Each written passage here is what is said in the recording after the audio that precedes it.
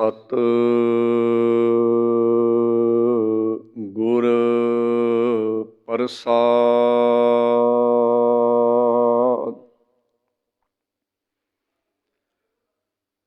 ਜੋ ਤੋ ਪ੍ਰੇਮ ਖਿਲਣ ਕਾ ਚਾਓ,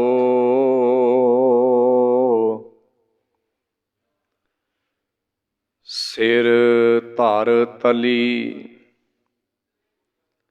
ਗਲੀ ਮੇਰੀ ਆਓ।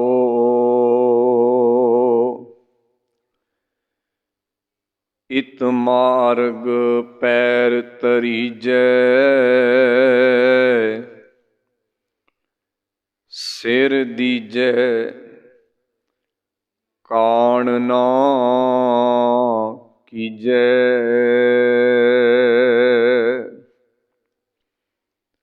ਪੰਥਾ ਪ੍ਰੇਮ ਨ ਜਾਣਈ, ਭੁੱਲੀ ਫਿਰੈ ਗਵਾਰ। ਨਾਨਕ ਹਰਿ ਬਿਸਰਾਏ ਕੈ, ਪਾਉਂਦੇ ਨਰਕ ਅੰਧਿਆਰ।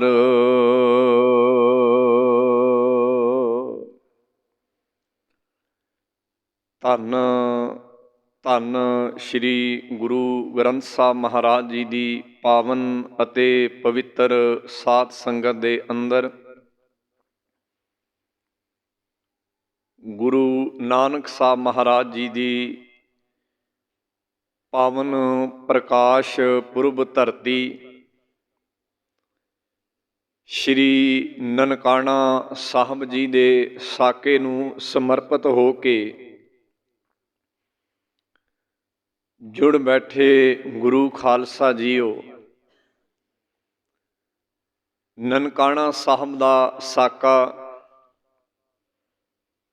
ਇਤਿਹਾਸ ਵਿੱਚ ਕੀ ਮਹੱਤਵ ਰੱਖਦਾ ਹੈ,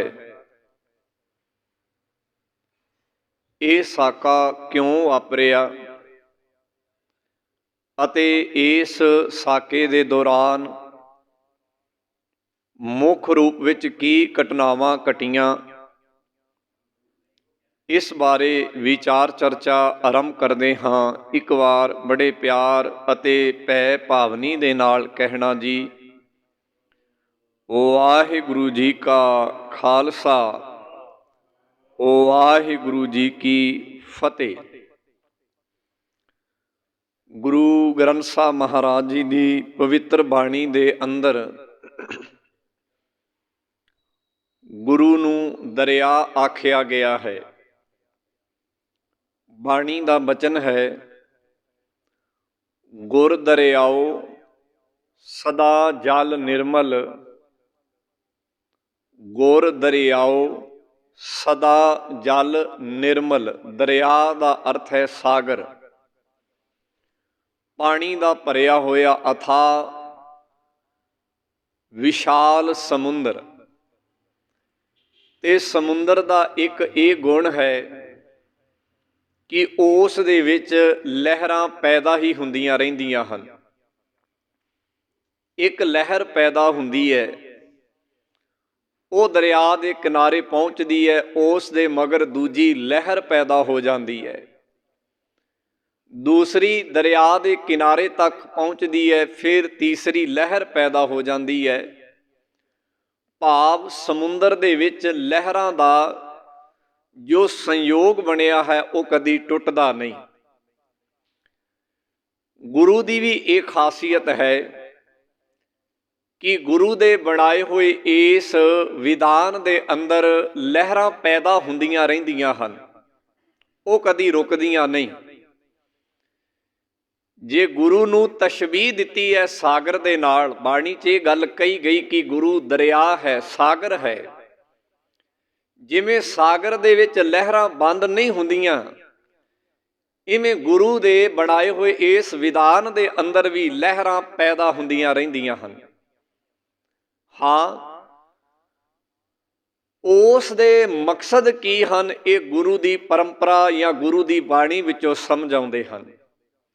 ਜੇ ਸਮੁੰਦਰ 'ਚ ਲਹਿਰ ਪੈਦਾ ਹੁੰਦੀ ਹੈ ਤੇ ਉਹਦਾ ਮੁੱਖ ਗੁਣ ਇਹ ਹੈ ਕਿ ਉਹ ਸਮੁੰਦਰ ਦੇ ਵਿੱਚ ਤੈਰਨ ਵਾਲਿਆਂ ਨੂੰ ਕਿਨਾਰੇ ਤੇ ਲੈ ਆਉਂਦੀ ਹੈ,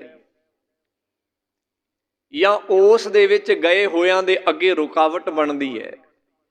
ਸਮੁੰਦਰ ਦੇ ਵਿੱਚ ਪਈ ਹੋਈ ਗੰਦਗੀ ਨੂੰ ਲਹਿਰ ਕਿਨਾਰੇ ਤੇ ਲੈ ਆਉਂਦੀ ਹੈ, ਬਾਹਰ ਧੱਕ ਦਿੰਦੀ ਹੈ। ਇਵੇਂ ਹੀ ਗੁਰੂ ਨਾਨਕ ਦੇ ਘਰ 'ਚ ਸਮੇਂ ਦਰ ਸਮੇਂ ਬਹੁਤ ਲਹਿਰਾਂ ਪੈਦਾ ਹੋਈਆਂ। ਜੇ ਅਸੀਂ ਸ਼ੁਰੂ ਤੋਂ ਦੇਖਣਾ ਸ਼ੁਰੂ ਕਰੀਏ ਤਾਂ ਗੁਰੂ ਨਾਨਕ ਸਾਹਿਬ ਨੇ ਆਪਣਾ ਸਫ਼ਰ ਇੱਕ ਲਹਿਰ ਦੇ ਦੌਰਾਨ ਸ਼ੁਰੂ ਕੀਤਾ ਸੀ। ਉਹ ਲਹਿਰ ਕਿੰਨੀ ਤੇਜ਼ੀ ਦੇ ਨਾਲ ਵਧੀ, ਇਸ ਦਾ ਅੰਦਾਜ਼ਾ ਤੁਸੀਂ ਭਾਈ ਗੁਰਦਾਸ ਦੇ ਕਹੇ ਅਤੇ ਲਿਖੇ ਉਹਨਾਂ ਬੋਲਾਂ ਤੋਂ ਲਾ ਸਕਦੇ ਹੋ, ਜੋ ਸਿੱਧ ਆਪਣੀ ਮਾਨਸਿਕਤਾ ਦੇ ਵਿੱਚ ਲੁਕਾ ਕੇ ਬੈਠੇ ਸਨ। ਸਿੱਧਾਂ ਨੇ ਇਹ ਗੱਲ ਮੰਨੀ, ਵੱਡਾ ਪੁਰਖ ਪ੍ਰਗਟਿਆ ਕਲਯੁਗ ਅੰਦਰ ਜੋਤ ਜਗਾਈ। ਉਹ ਗੁਰੂ ਨਾਨਕ ਦੀ ਇਸ ਲਹਿਰ ਨੂੰ ਮੰਨੇ। ਇਹ ਸਫ਼ਰ ਚੱਲਦਾ ਰਿਹਾ। 10ਵੇਂ ਪਾਤਸ਼ਾਹ ਦਾ ਵੇਲਾ ਆ ਗਿਆ। ਬਾਬਾ ਬੰਦਾ ਸਿੰਘ ਬਹਾਦਰ ਇੱਕ ਲਹਿਰ ਦੇ ਰੂਪ ਵਿੱਚ ਪੈਦਾ ਹੋਇਆ। ਉਸਨੇ ਪੰਜਾਬ ਦੀ ਧਰਤੀ ਦੇ ਅੰਦਰ ਅਤੇ ਇਸ ਏਸ਼ੀਆ ਦੇ ਖਿੱਤੇ ਦੇ ਵਿੱਚ ਇੱਕ ਵੱਡੀ ਲਹਿਰ ਦੇ ਰੂਪ ਵਿੱਚ ਇੱਕ ਵੱਡੀ ਸਲਤਨਤ ਦੇ ਨਾਲ ਟੱਕਰ ਕੀਤੀ। ਉਸ ਤੋਂ ਬਾਅਦ ਦਲ ਖਾਲਸਾ ਬਣਿਆ। ਦਲ ਖਾਲਸਾ ਲਹਿਰ ਦੇ ਰੂਪ ਵਿੱਚ ਪੈਦਾ ਹੋਇਆ। ਫਿਰ 14 ਮਿਸਲਾਂ ਬਣੀਆਂ, ਫਿਰ ਇੱਕ ਰਾਜ ਬਣਿਆ, ਰਾਜ ਨਿਖੜ ਗਿਆ। ਇਹ ਸਭ ਲਹਿਰਾਂ ਹੀ ਸਨ ਜੋ ਗੁਰੂ ਨਾਨਕ ਦੇ ਘਰ ਵਿੱਚੋਂ, ਗੁਰਦੁਆਰੇ ਵਿੱਚੋਂ ਪੈਦਾ ਹੋਈਆਂ। 1849 ਦੇ ਵਿੱਚ ਖਾਲਸਾ ਰਾਜ ਦਾ ਸੂਰਜ ਅਸਤ ਹੋ ਗਿਆ। ਮਹਾਰਾਜਾ ਰਣਜੀਤ ਸਿੰਘ ਦੇ ਜਾਣ ਤੋਂ 10 ਕੁ ਸਾਲਾਂ ਬਾਅਦ ਹੀ ਜੋ ਬਾਬੇ ਨਾਨਕ ਦੇ ਘਰ ਦਾ ਇੱਕ ਰਾਜ ਸੀਗਾ ਉਹ ਖਤਮ ਹੋ ਗਿਆ। ਗਿਰਾਵਟ ਸ਼ੁਰੂ ਹੋਈ, ਲਹਿਰਾਂ ਫੇਰ ਸ਼ੁਰੂ ਹੋਈਆਂ। ਨਿਰੰਕਾਰੀ ਲਹਿਰ ਪੈਦਾ ਹੋਈ, ਉਸ ਨੇ ਆਪਣਾ ਕੰਮ ਕੀਤਾ। ਨਾਮਧਾਰੀ ਲਹਿਰ ਪੈਦਾ ਹੋਈ, ਉਸ ਨੇ ਆਪਣਾ ਕੰਮ ਕੀਤਾ। ਇਹ ਸਾਰੀਆਂ ਲਹਿਰਾਂ ਗੁਰਦੁਆਰਿਆਂ ਚੋਂ, ਬਾਬੇ ਨਾਨਕ ਦੇ ਘਰ ਚੋਂ, ਬਾਬੇ ਨਾਨਕ ਦੀਆਂ ਬਰੂਹਾਂ ਚੋਂ ਪੈਦਾ ਹੋਈਆਂ। ਫਿਰ ਸਮਝ ਲੈਣਾ ਗੁਰੂ ਦਾ ਇਹ ਖਾਸ ਗੁਣ ਹੈ। ਗੁਰੂ ਦਰਿਆ ਹੈ। ਜਿਵੇਂ ਦਰਿਆ 'ਚ ਲਹਿਰਾਂ ਪੈਦਾ ਹੁੰਦੀਆਂ ਰਹਿੰਦੀਆਂ ਨੇ, ਬਾਬੇ ਨਾਨਕ ਦੇ ਘਰੋਂ ਲਹਿਰਾਂ ਪੈਦਾ ਹੁੰਦੀਆਂ ਹੀ ਰਹਿਣਗੀਆਂ। ਇਹ ਗੁਰੂ ਦਾ ਖਾਸ ਗੁਣ ਹੈ।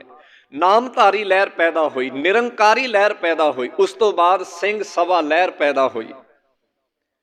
ਇਹ ਥੋੜੇ ਥੋੜੇ ਵਕਫੇ 'ਚ ਪੈਦਾ ਹੋਈਆਂ।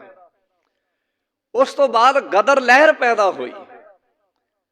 ਇਹ 4 ਲਹਿਰਾਂ ਮੁੱਖ ਤੌਰ ਤੇ 1849 ਤੋਂ ਲੈ ਕੇ ਅਤੇ 1920 ਦੇ ਸਮੇਂ ਦੇ ਦੌਰਾਨ ਪੈਦਾ ਹੋਈਆਂ ਬਾਬੇ ਨਾਨਕ ਦੇ ਘਰੋਂ। ਇਹਨਾਂ ਨੇ ਬਹੁਤ ਕੰਮ ਕੀਤਾ। ਇਹਨਾਂ ਨੇ ਬਾਬੇ ਨਾਨਕ ਦੇ ਘਰੋਂ ਬਹੁਤ ਕਾਰਜ ਕੀਤਾ ਤੇ ਇਸੇ ਸਮੇਂ ਦੇ ਦੌਰਾਨ ਇੱਕ ਲਹਿਰ ਪੈਦਾ ਹੋਈ ਜਿਸ ਨੂੰ ਆਖਿਆ ਗਿਆ ਗੁਰਦੁਆਰਾ ਸੁਧਾਰ ਲਹਿਰ। ਗੁਰਦੁਆਰਾ ਸੁਧਾਰ ਲਹਿਰ ਕਿਉਂ ਪੈਦਾ ਹੋਈ? ਇਸ ਦਾ ਮਕਸਦ ਕੀ ਸੀਗਾ? ਜਿਵੇਂ ਬਾਕੀ ਲਹਿਰਾਂ ਪੈਦਾ ਹੋਈਆਂ, ਉਹ ਵੀ ਇੱਕ ਖਾਸ ਮਕਸਦ 'ਚ ਪੈਦਾ ਹੋਈਆਂ। ਨਿਰੰਕਾਰੀ ਲਹਿਰ ਉਸ ਦਾ ਇੱਕ ਮਕਸਦ ਸੀ। ਨਾਮਧਾਰੀ ਲਹਿਰ ਉਸ ਦਾ ਇੱਕ ਮਕਸਦ ਸੀ। ਸਿੰਘ ਸਭਾ ਲਹਿਰ ਉਸ ਦਾ ਇੱਕ ਮਕਸਦ ਸੀ ਜੋ ਬਾਬੇ ਨਾਨਕ ਦੇ ਘਰੋਂ ਪੈਦਾ ਹੋਈਆਂ। ਗਦਰ ਲਹਿਰ ਉਸ ਦਾ ਇੱਕ ਮਕਸਦ ਸੀ। ਅਸੀਂ ਭਲੀ ਭਾਂਤ ਜਾਣਦੇ ਹਾਂ ਕਿ ਗਦਰੀ ਬਾਬਿਆਂ ਨੇ ਬਾਬੇ ਨਾਨਕ ਦੇ ਘਰੋਂ ਇਹ ਲਹਿਰ ਇਸ ਕਰਕੇ ਪੈਦਾ ਕੀਤੀ ਕਿ ਅਸੀਂ ਆਪਣੇ ਦੇਸ਼ ਨੂੰ ਆਜ਼ਾਦ ਕਰਾਉਣਾ, ਅਸੀਂ ਗੁਲਾਮੀ ਦਾ ਜੀਵਨ ਨਹੀਂ ਜਿਉਣਾ। ਇਵੇਂ ਹੀ ਗੁਰਦੁਆਰਾ ਸੁਧਾਰ ਲਹਿਰ ਪੈਦਾ ਹੋਈ 1920 ਦੇ ਵਿੱਚ। ਇਸ ਲਹਿਰ ਦੇ ਮੁੱਢਲੇ ਨਾਮ ਤੋਂ ਹੀ ਤੁਹਾਨੂੰ ਪਤਾ ਲੱਗ ਜਾਏਗਾ, ਸੁਧਾਰ। ਗੁਰਦੁਆਰਿਆਂ ਦੇ ਵਿੱਚ ਸੁਧਾਰ। ਸੁਧਾਰ ਦਾ ਭਾਵ, ਇਹਦਾ ਮਤਲਬ ਹੈ ਗੁਰਦੁਆਰਿਆਂ 'ਚ ਵਿਗਾੜ ਆ ਗਿਆ ਹੋਏਗਾ। ਗੁਰਦੁਆਰਿਆਂ ਦੇ ਅੰਦਰ ਕੋਈ ਨਾ ਕੋਈ ਐਸਾ ਨਿਜ਼ਾਮ ਆ ਕੇ ਬੈਠ ਗਿਆ ਹੋਏਗਾ ਜਿਸ ਨੂੰ ਸੁਧਾਰਨ ਦੀ ਲੋੜ ਸੀ। ਇਹ ਪਰਿਵਰਤਨ ਕਿਸ ਤਰ੍ਹਾਂ ਆਏ, ਗੁਰਦੁਆਰਿਆਂ ਵਿੱਚ ਵਿਗਾੜ ਕਿਸ ਤਰ੍ਹਾਂ ਆਏ, ਇਸ ਪਾਸੇ ਥੋੜਾ ਜਿਹਾ ਮੈਂ ਤੁਹਾਡਾ ਧਿਆਨ ਖਿੱਚਾਂਗਾ ਤਾਂ ਕਿ ਪਤਾ ਲੱਗ ਜਾਏ ਕਿ ਗੁਰਦੁਆਰਾ ਸੁਧਾਰ ਲਹਿਰ ਦੀ ਲੋੜ ਕਿਉਂ ਪਈ। ਮਹਾਰਾਜਾ ਰਣਜੀਤ ਸਿੰਘ ਜੀ ਦੇ ਵੇਲੇ ਜਾਂ ਉਸ ਤੋਂ ਪਹਿਲਾਂ ਗੁਰਦੁਆਰਿਆਂ ਦਾ ਪ੍ਰਬੰਧ ਸਿੱਖ ਆਪ ਕਰਦੇ ਸਨ। ਗੁਰੂ ਕਾਲ ਵੇਲੇ ਵੀ ਗੁਰਦੁਆਰਿਆਂ ਦਾ ਪ੍ਰਬੰਧ ਸਿੱਖਾਂ ਦੇ ਕੋਲ ਆਪ ਸੀ। ਧੀਰੇ ਧੀਰੇ ਜਿਵੇਂ ਜਿਵੇਂ ਸਿੱਖਾਂ ਨੂੰ ਜੰਗਾਂ ਯੁੱਧਾਂ ਦੇ ਵਿੱਚ ਰੁੱਝਣਾ ਪੈ ਗਿਆ ਤੇ ਗੁਰਦੁਆਰਿਆਂ ਦਾ ਪ੍ਰਬੰਧ ਜ਼ਿਆਦਾਤਰ ਸੇਵਾ ਪੰਥੀ, ਉਦਾਸੀ ਅਤੇ ਨਿਰਮਲੇ ਸਾਧੂਆਂ ਦੇ ਕੋਲ ਚਲਾ ਗਿਆ। ਉਹਨਾਂ ਨੇ ਮੁੱਢਲੇ ਤੌਰ ਤੇ ਬੜੀ ਭਾਵਨਾ ਦੇ ਨਾਲ ਕੰਮ ਕੀਤਾ। ਇਸ ਗੱਲ ਨੂੰ ਸਮਝ ਲਿਓ। ਮੁੱਢਲੇ ਤੌਰ ਤੇ ਜਦੋਂ ਗੁਰਦੁਆਰੇ ਉਹਨਾਂ ਕੋਲ ਆਏ ਤੇ ਉਹਨਾਂ ਨੇ ਬੜੀ ਨਿਹਚਾ ਦੇ ਨਾਲ ਜਿਹੜਾ ਹੈ ਗੁਰੂ ਘਰ ਦੀ ਸੇਵਾ ਕੀਤੀ। ਪਰ ਕਿਸੇ ਚੀਜ਼ ਵਿੱਚ ਵਿਗਾੜ ਆ ਜਾਣਾ ਕੋਈ ਸੁਭੈਕੀ ਇਹ ਸਮਾਂ ਜਾਂ ਵਕਤ ਹੀ ਦੱਸ ਸਕਦਾ ਹੈ। ਜਿਵੇਂ ਇੱਕ ਅਖਾਣ ਹੈ ਸਾਡੀ ਪੰਜਾਬੀ ਦੀ, ਕਹਿੰਦੇ ਦੁੱਧ ਤੇ ਪੁੱਤ ਨੂੰ ਫੁੱਟਦਿਆਂ ਕੋਈ ਜ਼ਿਆਦਾ ਸਮਾਂ ਨਹੀਂ ਲੱਗਦਾ। ਇਵੇਂ ਵਿਗਾੜ ਬੜੇ ਸਮੇਂ ਬਾਅਦ ਪੈਦਾ ਹੋ ਗਿਆ। ਇਹ ਵਿਗਾੜ ਕਿਉਂ ਪੈਦਾ ਹੋਇਆ? ਮਹਾਰਾਜਾ ਰਣਜੀਤ ਸਿੰਘ ਦੇ ਰਾਜ ਵੇਲੇ ਗੁਰਦੁਆਰਿਆਂ ਦੇ ਨਾਮ ਦੇ ਨਾਲ ਵੱਡੀਆਂ ਜਗੀਰਾਂ ਲਾ ਦਿੱਤੀਆਂ ਗਈਆਂ, ਭਾਵ ਖੁੱਲੀ ਜ਼ਮੀਨ ਲਗਾ ਦਿੱਤੀ ਗਈ ਤੇ ਉਸ ਜ਼ਮੀਨ ਦਾ ਪ੍ਰਬੰਧ ਜਿਹੜਾ ਹੈ ਇਹ ਉਦਾਸੀ, ਸੇਵਾ ਪੰਥੀ ਅਤੇ ਨਿਰਮਲੇ ਸਾਧੂ ਕਰਿਆ ਕਰਦੇ ਸਨ। ਉਹਦੇ ਤੋਂ ਜੋ ਵੀ ਇਨਕਮ ਆਉਣੀ ਉਹਦੇ ਨਾਲ ਗੁਰੂ ਕਾ ਲੰਗਰ ਚੱਲਦਾ ਸੀ, ਗੁਰਦੁਆਰੇ ਦਾ ਪ੍ਰਬੰਧ ਹੁੰਦਾ ਸੀ, ਇਹ ਸਾਰਾ ਕੁਝ ਉਹ ਕਰਦੇ ਸਨ। ਜਿਵੇਂ ਹੀ ਅੰਗਰੇਜ਼ ਕਾਲ ਆਇਆ, ਭਾਵ ਉਹੀ ਨਿਜ਼ਾਮ ਜਿਹੜਾ ਮਹਾਰਾਜਾ ਰਣਜੀਤ ਸਿੰਘ ਦੇ ਕੋਲ ਸੀ ਜਾਂ ਸਿੰਘ ਸਰਦਾਰਾਂ ਦੇ ਕੋਲ ਸੀ, ਜਦੋਂ ਉਹ ਅੰਗਰੇਜ਼ਾਂ ਦੇ ਕੋਲ ਗਿਆ ਤਾਂ ਉਹਨਾਂ ਨੇ ਗੁਰਦੁਆਰਿਆਂ ਦੀ ਹਦੂਦ ਦੇ ਅੰਦਰ ਕੁਝ ਪਰਿਵਰਤਨ ਕਰਨੇ ਸ਼ੁਰੂ ਕੀਤੇ। ਉਹ ਪਰਿਵਰਤਨ ਕਿਉਂ ਹੋਏ ਇਹਦੇ ਬਾਰੇ ਇੱਕ ਲਿਖਤ ਮਿਲਦੀ ਹੈ। ਕਿਉਂਕਿ ਅੰਗਰੇਜ਼ਾਂ ਨੂੰ ਸਿੱਖਾਂ ਦੇ ਨਾਲ ਬੜੀ ਜੱਦੋ ਜਹਿਦ ਕਰਨੀ ਪਈ। ਉਹਨਾਂ ਸਮਾਂ ਉਹਨਾਂ ਨੂੰ ਪੂਰਾ ਭਾਰਤ ਜਿੱਤਣ ਲਈ ਨਹੀਂ ਲੱਗਾ ਜਿੰਨਾ ਸਮਾਂ ਉਹਨਾਂ ਨੂੰ ਸਿੱਖਾਂ ਨੂੰ ਜਿੱਤਣ ਲਈ ਲੱਗ ਗਿਆ ਸੀ। ਫਿਰ ਜਦੋਂ ਸਿੱਖਾਂ ਨਾਲ ਜੋ ਜੰਗਾਂ ਹੋਈਆਂ ਉਹਨਾਂ ਵਿੱਚ ਉਹਨਾਂ ਦਾ ਨੁਕਸਾਨ ਵੀ ਬੜਾ ਹੋਇਆ। ਅਸੀਂ ਸ਼ਾਹ ਮੁਹੰਮਦ ਦਾ ਜੰਗਨਾਮਾ ਪੜ੍ਹਦੇ ਹਾਂ ਜਿਹਦੇ 'ਚ ਉਹਨੇ ਲਿਖਿਆ ਹੈ ਕਿ ਸਿੰਘਾਂ ਨੇ ਵਾਂਗ ਨਿੰਬੂ ਦੇ ਵਾਂਗੂ ਜਿਹੜਾ ਹੈ ਇਹਨਾਂ ਗੋਰਿਆਂ ਨੂੰ ਨਿਚੋੜ ਸੁੱਟਿਆ। ਭਾਵ ਜਿੱਥੇ ਇਸ ਗੱਲ ਦਾ ਸਿੰਘਾਂ ਦੀ ਬਹਾਦਰੀ ਦਾ ਜ਼ਿਕਰ ਗੋਰਿਆਂ ਨੇ ਆਪ ਵੀ ਕੀਤਾ ਕਿ ਜੇ ਸਿੰਘਾਂ ਵਿੱਚੋਂ ਗਦਾਰ ਨਾ ਹੁੰਦੇ ਤੇ ਅਸੀਂ ਇਹਨਾਂ ਨਾਲੋਂ ਜੰਗ ਨਹੀਂ ਸੀ ਜਿੱਤ ਸਕਦੇ। ਸੋ ਕਹਿੰਦੇ ਹਨ ਕਿ ਇੰਗਲੈਂਡ ਦੀ ਉਸ ਪਾਰਲੀਮੈਂਟ ਦੇ ਵਿੱਚ ਜਿੱਥੇ ਈਸਟ ਇੰਡੀਆ ਕੰਪਨੀ ਦੇ ਸਕਾਲਰ ਬੈਠਦੇ ਸਨ, ਉਹਨਾਂ ਨੇ ਇਸ ਗੱਲ ਤੇ ਮੰਥਨ ਕੀਤਾ ਕਿ ਅਸੀਂ ਇਹਨਾਂ ਤੇ ਕਬਜ਼ਾ ਤੇ ਕਰ ਲਿਆ, ਪੰਜਾਬ ਤੇ ਕਬਜ਼ਾ ਤੇ ਕਰ ਲਿਆ, ਪਰ ਇਸ ਕਬਜ਼ੇ ਨੂੰ ਕਾਇਮ ਰੱਖਣ ਲਈ ਕੀ ਕਰਨਾ ਪਏਗਾ? ਤਾਂ ਕਹਿੰਦੇ ਨੇ ਉੱਥੇ ਸਾਂਝੀ ਰਾਏ ਉਹਨਾਂ ਦੇ ਵਿਦਵਾਨਾਂ ਨੇ ਇਹ ਦਿੱਤੀ ਕਿ ਗੁਰਦੁਆਰਿਆਂ ਨੂੰ ਆਪਣੇ ਅਧੀਨ ਰੱਖੋ, ਗੁਰਦੁਆਰਿਆਂ ਵਿੱਚ ਕੋਈ ਵੀ ਐਸੀ ਸੁਰ ਨਾ ਉੱਭਰਨ ਦਿਓ ਜੋ ਸਿੱਖਾਂ ਦੇ ਅੰਦਰ ਚੇਤਨਤਾ ਪੈਦਾ ਕਰੇ। ਇਹ ਸਿੱਖ ਤੁਹਾਡੇ ਅਧੀਨ ਰਹਿਣਗੇ। ਭਾਵ ਇਹ ਉਸ ਤਰ੍ਹਾਂ ਹੀ ਹੈ ਜਿਵੇਂ ਤੁਸੀਂ ਇੱਕ ਕਾਲਪਨਿਕ ਕਹਾਣੀ ਸੁਣੀ ਹੋਏਗੀ ਕਿ ਇੱਕ ਜਿੰਨ ਦੀ ਜਾਨ ਜਿਹੜੀ ਹੈ ਇੱਕ ਤੋਤੇ ਦੇ ਵਿੱਚ ਹੈ। ਉਹ ਇੱਕ ਕਾਲਪਨਿਕ ਕਹਾਣੀ ਹੈ। ਇਵੇਂ ਸਿੱਖ ਦੀ ਜਾਨ ਜਿਹੜੀ ਹੈ ਉਹ ਗੁਰਦੁਆਰੇ ਗੁਰੂ ਦੀ ਪਰੰਪਰਾ ਦੇ ਵਿੱਚ ਹੈ। ਅਸੀਂ ਬਾਣੀ ਚੋਂ ਪੜ੍ਹਦੇ ਹਾਂ, ਜਿਉਂ ਪ੍ਰਾਣੀ ਜਲ ਬਿਨ ਹੈ ਮਰਤਾ ਤਿਉ ਸਿੱਖ ਗੁਰ ਬਿਨ ਮਰ ਜਾਈ। ਇਹ ਸਾਡੀ ਸੰਸਥਾ ਹੈ, ਇਹ ਸਾਡਾ ਮੁੱਢ ਹੈ। ਜਦੋਂ ਵੀ ਗੁਰਦੁਆਰਿਆਂ ਵਿੱਚ ਵਿਗਾੜ ਆਇਆ, ਤੁਸੀਂ ਧਿਆਨ ਮਾਰ ਕੇ ਵੇਖੋ, ਸਿੱਖੀ ਦੇ ਅੰਦਰ ਗਿਰਾਵਟ ਆਈ ਹੈ ਤੇ ਆਈ ਹੈ। ਹਾਂ, ਅਸੀਂ ਸੋਚਣਾ ਇਹ ਸ਼ੁਰੂ ਕਰ ਦਿੱਤਾ ਹੈ। ਇਹ ਇੱਕ ਵੱਖਰੀ ਗੱਲ ਹੈ ਕਿ ਗੁਰਦੁਆਰਿਆਂ ਤੋਂ ਬਾਹਰ ਵੀ ਅਸੀਂ ਕੁਝ ਕਰ ਸਕਦੇ ਹਾਂ, ਪਰ ਜਦੋਂ ਇਤਿਹਾਸ ਵਿੱਚ ਹੱਥ ਮਾਰ ਕੇ ਵੇਖੋਗੇ ਤੇ ਕੁਝ ਐਸਾ ਸੰਭਵ ਨਹੀਂ ਹੈ। ਖੈਰ, ਮੈਂ ਜਿਹੜੀ ਗੱਲ ਤੁਹਾਡੇ ਨਾਲ ਸਾਂਝੀ ਕਰ ਰਿਹਾ ਸਾਂ, ਉਥੇ ਮਤਾ ਪਕਾਇਆ ਗਿਆ ਕਿ ਗੁਰਦੁਆਰਿਆਂ ਤੇ ਆਪਣਾ ਕਬਜ਼ਾ ਰੱਖੋ, ਗੁਰਦੁਆਰਿਆਂ ਵਿੱਚੋਂ ਕੋਈ ਐਸੀ ਸੁਰ ਨਾ ਨਿਕਲਣ ਦਿਓ ਜੋ ਸਿੱਖਾਂ ਦੇ ਅੰਦਰ ਚੇਤਨਤਾ ਪੈਦਾ ਕਰੇ। ਇਸ ਕਰਕੇ ਗੋਰਿਆਂ ਨੇ ਗੁਰਦੁਆਰਿਆਂ ਵੱਲ ਆਪਣਾ ਮੂੰਹ ਕੀਤਾ। ਗੁਰਦੁਆਰਿਆਂ ਵਿੱਚ ਜਿਹੜੇ ਮਹੰਤ ਕਾਬਜ ਸਨ, ਉਹਨਾਂ ਮਹੰਤਾਂ ਨੂੰ ਉਹਨਾਂ ਨੇ ਆਪਣੇ ਕੰਟਰੋਲ ਦੇ ਅੰਦਰ ਲੈ ਲਿਆ, ਭਾਵ ਆਪਣੇ ਵੱਸ 'ਚ ਕਰ ਲਿਆ। ਉਹ ਵੱਸ ਇੱਥੋਂ ਤੱਕ ਕਰ ਲਿਆ ਕਿ ਉਹਨਾਂ ਨੇ ਇੱਕ ਕਾਨੂੰਨ ਪਾਸ ਕੀਤਾ।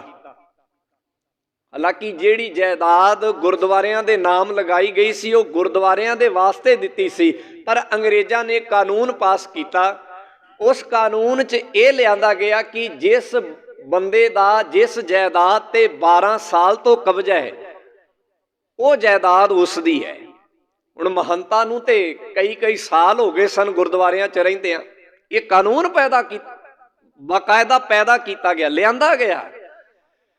ਮਹੰਤਾਂ ਨੂੰ ਜਦੋਂ ਇਸ ਕਾਨੂੰਨ ਦਾ ਸਹਾਰਾ ਮਿਲ ਗਿਆ, ਉਹ ਗੁਰਦੁਆਰੇ ਦੀ ਜਾਇਦਾਦ ਨੂੰ ਆਪਣੀ ਜਾਇਦਾਦ ਸਮਝਣ ਲੱਗੇ, ਕਿਉਂਕਿ ਉਹ ਲੰਮੇ ਸਮੇਂ ਤੋਂ ਪੀੜ੍ਹੀ ਦਰ ਪੀੜ੍ਹੀ ਗੁਰਦੁਆਰਿਆਂ ਦੇ ਵਿੱਚ ਰਹਿ ਰਹੇ ਸਨ। ਤੇ ਜਦੋਂ ਉਹਨਾਂ ਦੇ ਅੰਦਰ ਇਹ ਫੀਲਿੰਗ ਪੈਦਾ ਹੋ ਗਈ ਕਿ ਇਹ ਜਾਇਦਾਦ ਹੈ ਸਾਡੀ, ਉਹਨਾਂ ਨੇ ਗੁਰਦੁਆਰਿਆਂ ਨੂੰ ਆਪਣੇ ਹਿੱਤਾਂ ਤੇ ਅੰਗਰੇਜ਼ਾਂ ਦੇ ਹਿੱਤਾਂ ਲਈ ਵਰਤਣਾ ਸ਼ੁਰੂ ਕਰ ਦਿੱਤਾ। ਤੁਸੀਂ ਅੰਦਾਜ਼ਾ ਨਹੀਂ ਲਾ ਸਕਦੇ ਕਿ ਗੁਰਦੁਆਰਿਆਂ ਵਿੱਚ ਕਿਸ ਤਰ੍ਹਾਂ ਦੇ ਕਰਮ ਹੋਣ ਲੱਗੇ। ਦਰਬਾਰ ਸਾਹਿਬ ਦੀ ਹਦੂਦ ਦੇ ਅੰਦਰ, ਜਿੱਥੇ ਅਸੀਂ ਦਰਬਾਰ ਸਾਹਿਬ ਅੰਮ੍ਰਿਤਸਰ ਪਰਿਕਰਮਾ ਕਰਦੇ ਹਾਂ, ਇਹਨਾਂ ਮਹੰਤਾਂ ਨੇ ਮੂਰਤੀਆਂ ਲਾ ਦਿੱਤੀਆਂ। ਸਾਰੀ ਪਰਿਕਰਮਾ ਦੇ ਅੰਦਰ ਮੂਰਤੀਆਂ। ਦਰਬਾਰ ਸਾਹਿਬ ਦੇ ਸਰੋਵਰ ਦੇ ਵਿੱਚ ਇਹ ਲੋਕ ਆਪਣੇ ਕੱਪੜੇ ਧੋਂਦੇ। ਤੁਸੀਂ ਇਤਿਹਾਸ 'ਚ ਪਿਛੋਕੜ 'ਚ ਝਾਤ ਮਾਰ ਕੇ ਦੇਖੋ ਪਿੱਛੇ, ਕਿ ਸਿੱਖ ਉਸ ਦਰਬਾਰ ਸਾਹਿਬ ਦੇ ਸਰੋਵਰ ਨੂੰ ਕਿੰਨਾ ਪਵਿੱਤਰ ਤੇ ਪਾਵਨ ਸਮਝਦੇ ਸਨ।